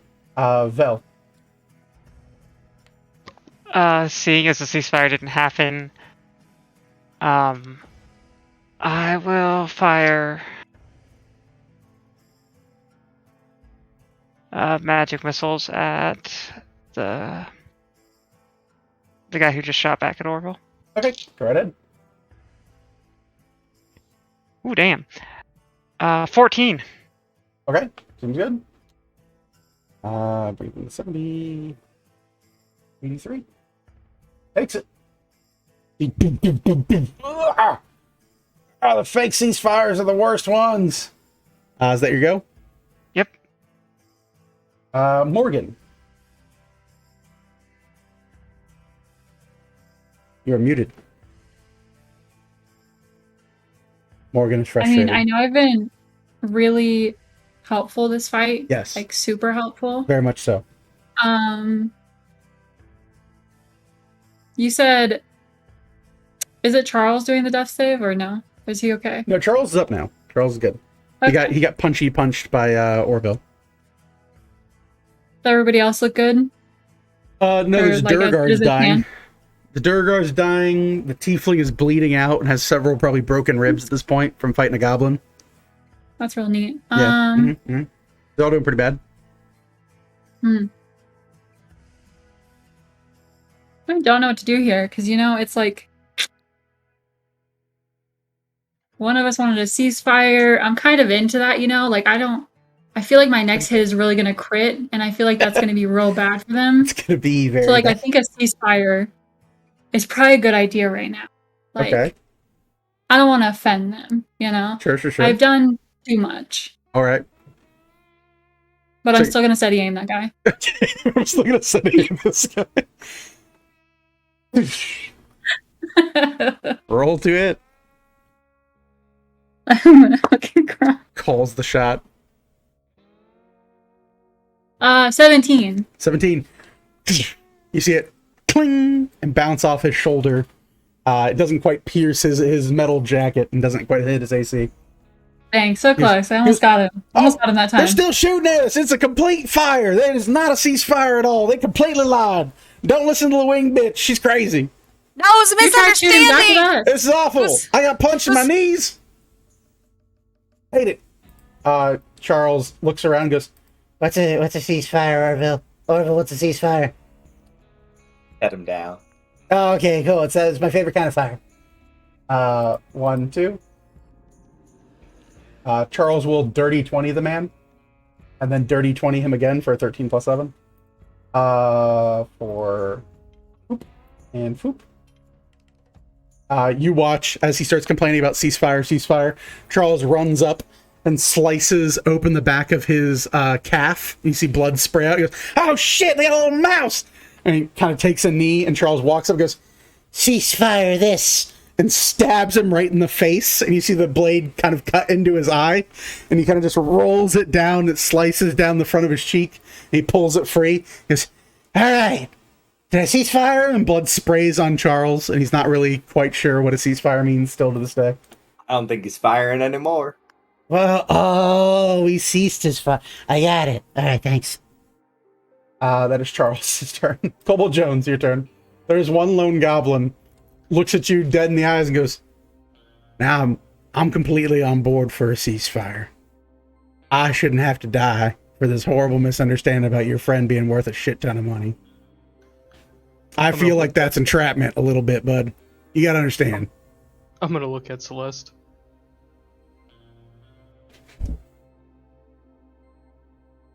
Yeah. Do I stop? You're not telling me anything. Do I cease my fire or do I just kill this guy? We're ceasing fire. Didn't you just see Charles? Charles is now rolling Alright. in blood, going, Ceasefire! Ceasefire! I did it! I'll do like a baseball slide around and just like hack at the back of his legs. "Oh, Jesus Christ." You slide around to the other side. He goes, "Hey, man, if you could just give..." "Oh, shit, where you going?" "Oh, shit." He puts his gun up to try and block this attack. 26 Yeah, that'll hit. for 11 damage. Takes it. Yeah, nice. 27. We'll hit Pit.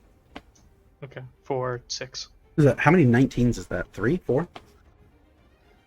That was a 19. Yeah. Yes. But that was only 6 damage. Okay, I take it. And that's it. Stu hits. Stab it in the back of me. Goes, "Oh, shit. It's at least kind of ceasefire." That's going to be your turn, Cobalt Jones. Start of the round for this man. Considers their options. Thinks about long and hard about the things that have gone wrong in their life. And runs. Will bonus action dash. Actually, wants to not die. That's the hard part. Wants to not be murdered. Yeah, I think it is bug out time. We are going to bonus action run, or actually dash, and then run for it. 5, 10, 15, 20, 25, 30. About as far as we can get. Shit! Is he disengaging or? Yeah, he disengages the bonus as a goblin, Okay. and then dash. You said dash, so. Yeah, Just- well, he dashes as an action. Just running. And that'll be his turn. Orville, you go. He's not very fast for a goblin. I mean, he's not a monk, so. That's fair. I would like to run down the goblin. Sure. 90 feet of movement towards him, please. 5, 10, 15, 20, 25, 30, 35, 40, 45, 50, 55, 60. Get in front of him. He starts running. You, Naruto, run up beside him and slide in front. He goes, "Oh, come on, man. That's real unneighborly of you. If you could just let me go, that'd be super swell, friend." Can I like slide, catch the edge of this rock, and then vault back towards him and try and punch him and knock him backwards? You know, Superman punch him? Yeah. Hey, go right ahead. Sweet. Superman punch. Thanks. First one's a 13, We'll miss. and that one's cocked. That is a 20. 20 will hit. So you 20. dive past him with the first one, he moves out of the way. Second one, you come up with an uppercut and just clock him across the chin. He gets, ah, shit! I would like to also knock him back 5 feet to an unoccupied space. Sure. Sweet. Slides in his heels. His boots dig across the dirt. 9 points of damage, please. Takes it. Cries about it. JJ, your go. We're gonna fire off some Eldritch Blasts. All right, go right ahead. That first one's not gonna hit. That second one is 18. 18 will miss Oh, by 1. spicy. All right. That's it. We're going to go to Celeste's turn.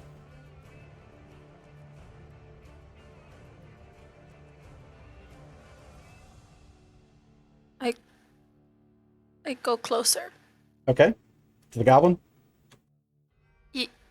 Yeah. Okay. Seems good.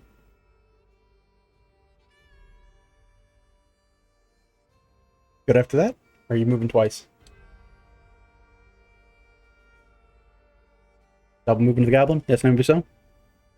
Well past time, Yeah. so I'm asking. Okay. Yeah. Boop-a-doop. End of the round. Our dear friend makes a death save, moves on with his life. Boop. Vel, your turn.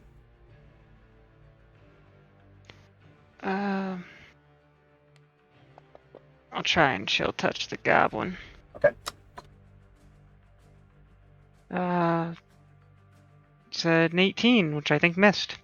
Yep, 18 will miss. Yep. Boop, boop, boop. Morgan, your go.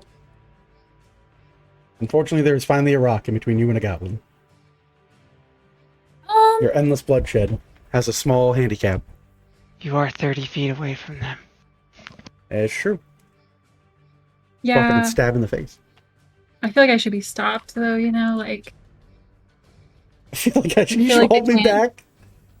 It's like every kid in they a school can't fight. handle this. Yeah. Y'all can't handle this. Da-da-da-da-da-da. I mean, are we going for the kill here, or what's the plan? Orville's What's the on deal full again? murder party at this point. It certainly feels like it. Yeah. Their options are kill us and run. There is no surrender in their book, so I don't think there should be one in ours. Oh no, they tried to surrender, and then some goblin junk punched a dude. Well, they wouldn't let us surrender. You didn't surrender. You said ceasefire. They said, okay, cool, let me go heal my friend. You punched the shit out of them. No, I meant like they were just gonna kill Vel no matter what. Yeah, but Oh. if you all surrendered and then they killed me, they would have been okay with that. Also true.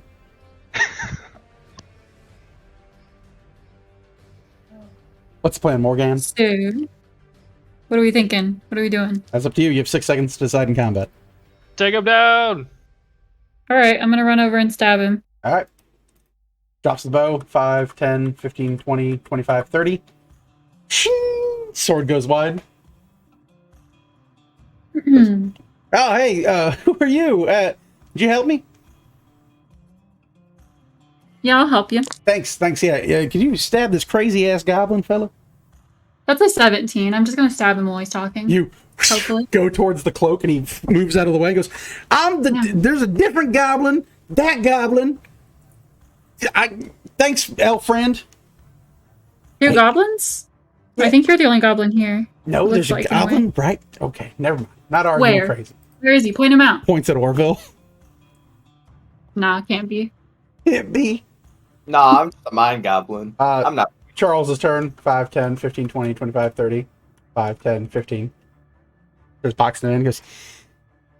Charles will scurry on over and go, Ceasefire! Ceasefire! and slowly raise their weapon in the air like a tungsten raider. Cole Jones, you go. All right, run 30 feet up. Yep. And then I'm throwing something. Throwing. Is that within 20 or is it? 5, 10, 15, 20, 25 feet. All right, so we're at disadvantage. We're throwing a hand axe at him. Go for it. Natural 1. Big miss. Yeet. Yeah, bouncing off select. End of the round. Fella's gonna do what he does already. Disengage. 5, 10, 15, 20, 25, 30. Running away. 5, 10, 15, 20, 25, 30. Going as fast as he can. Booking it. Orville, running to catch up. Run down, beat down. 5, 10, 15, 20, 25, 30. 5, 10, 15, 20, 25. Way more than that. Yep, get in front.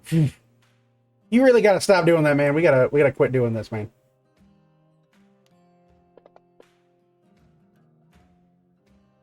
Yeah, I mean that's move and move action. So I'm Okay, down. no bonus dash. Gotcha.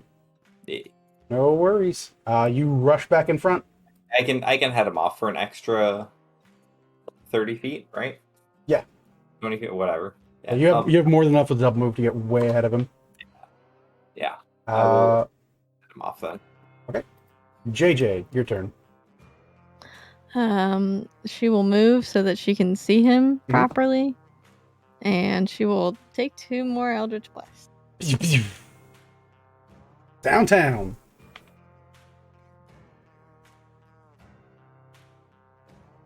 I think both of those are going to. Oh, One is a dirty 20, and one is a 17 on die. 17 on die and dirty 20 both hit. Okie dokie. Boom.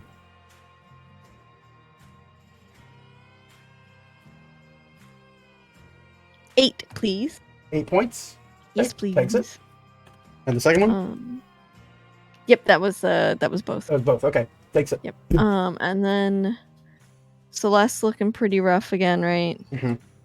Okay, she will throw another healing word Okay. over to Celeste.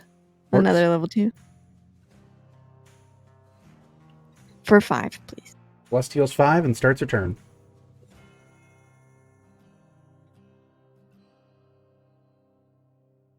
I'm gonna move 5, 10, Times 15, 2. 25, 30. 5, 10, 15, 20, 25, 30. Back in melee with this individual. Start of the turn. Fellow will stand up, dust himself off, and go. Thanks, friend. Good luck. 5, and we'll start running. 5, 10, 15, 20, 25, 30. This girl will stand up and start running. 5, 10, 15, 20, 25. We gotta get the other half of our movement too. 5, 10. 5, 10, 15. Vel, your turn. You see both the people who have been laying there for a few turns pretend to be dead get back up as the group runs away and start hoofing it as far as they can through the bush, heading back towards town.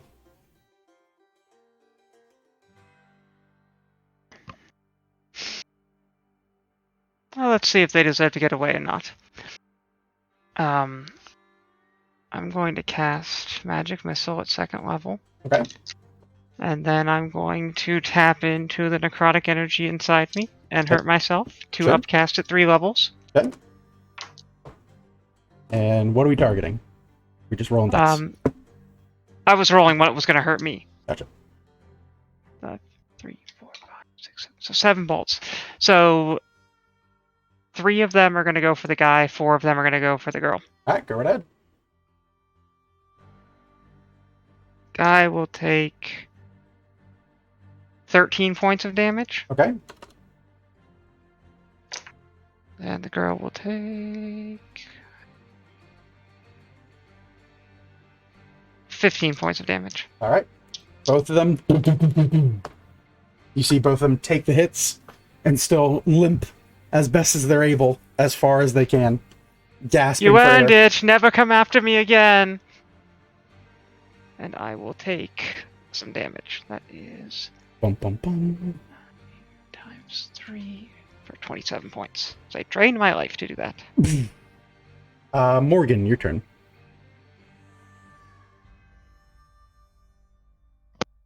You're muted. I keep hitting my mic and accidentally unmuting it, so I muted it in Discord. Ah, I think gotcha. I'm just gonna hang out. They're running, right? They're booking it? Yeah, everyone's booking it. Yeah. They're splitting off. Just gonna sheath my sword. Hanging. Charles Yeah. yells ceasefire. Please fire. Running off. Doop doop. Cobalt Jones, what do you want to do? You see two of them running this way, one of them running that way. How far away are they from me? The ones that are on the left. 5, 10, 15, 20, 25, 30, 35, 40, 45, 50, 55, 60, 65 is the closest one.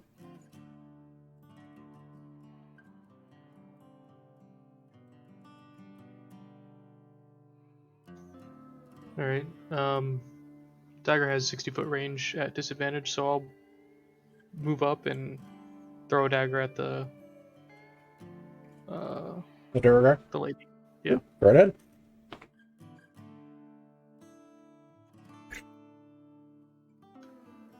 That's a 16. 16, you see it get caught in the bushes and fly off. And actually, can I throw a second one? Sure, we can say you draw 2 daggers. It's fine. Roll on disadvantage. I think that's actually the throwing fighting style, but that's fine. It's worse. Oh, even worse. 2 more daggers stuck in the brush. Goblin fellow look around and go, look, I'm done with this fight. I'm telling you right now. So, I'm gonna disengage, and I'm going to 5, 10, 15, 20, 25, 30, 35, 40, 45, 50, 55, 60. And Orville will run to engage. Yep, I will catch him on this move. 5, 10, 15, 20, 25, 30, 35, 40, 45, 50, 55. Yeah.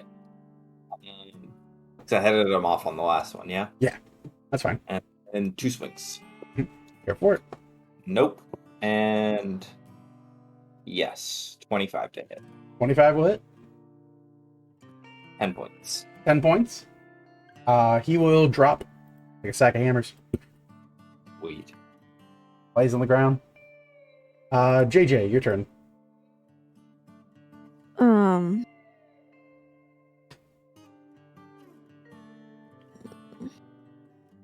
How far are they from me now?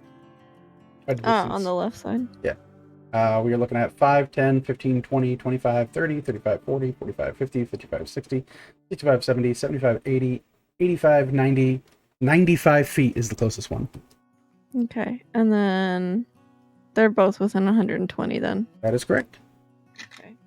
I'll shoot one at Tiefling. Okay. Sorry, Eldritch Blast. Pew pew, I figured. That one's gonna be 18. 18 will hit on the nose. Okay. That's a 10 damage Okay. on him. He drops. And then the second one on her.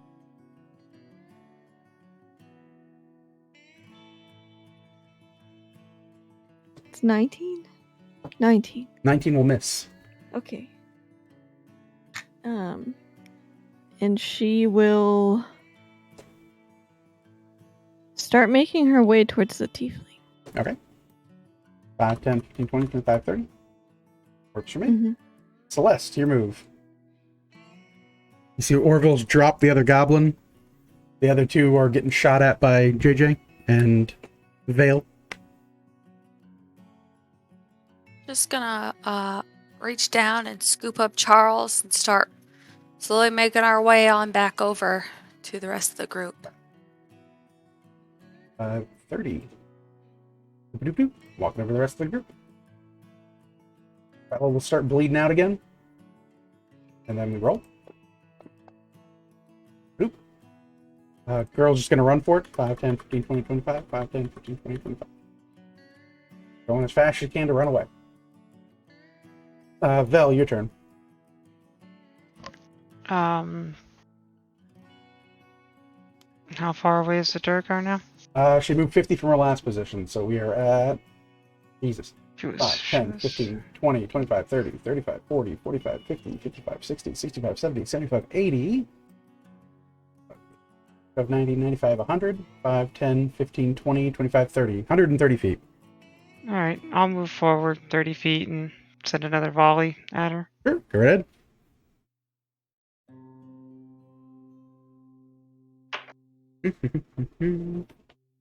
Four. 10. 10 points. She drops.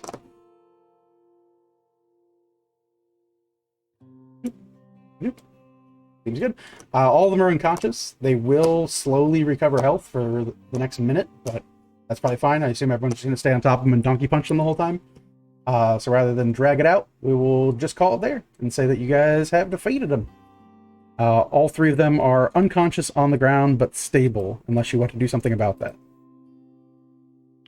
We bind them and have a conversation with them after we take all their stuff away. Yep. That's fair. All right, then. So we will say that you guys capture them, grind them up. Remember that 5th edition, there is no running in combat.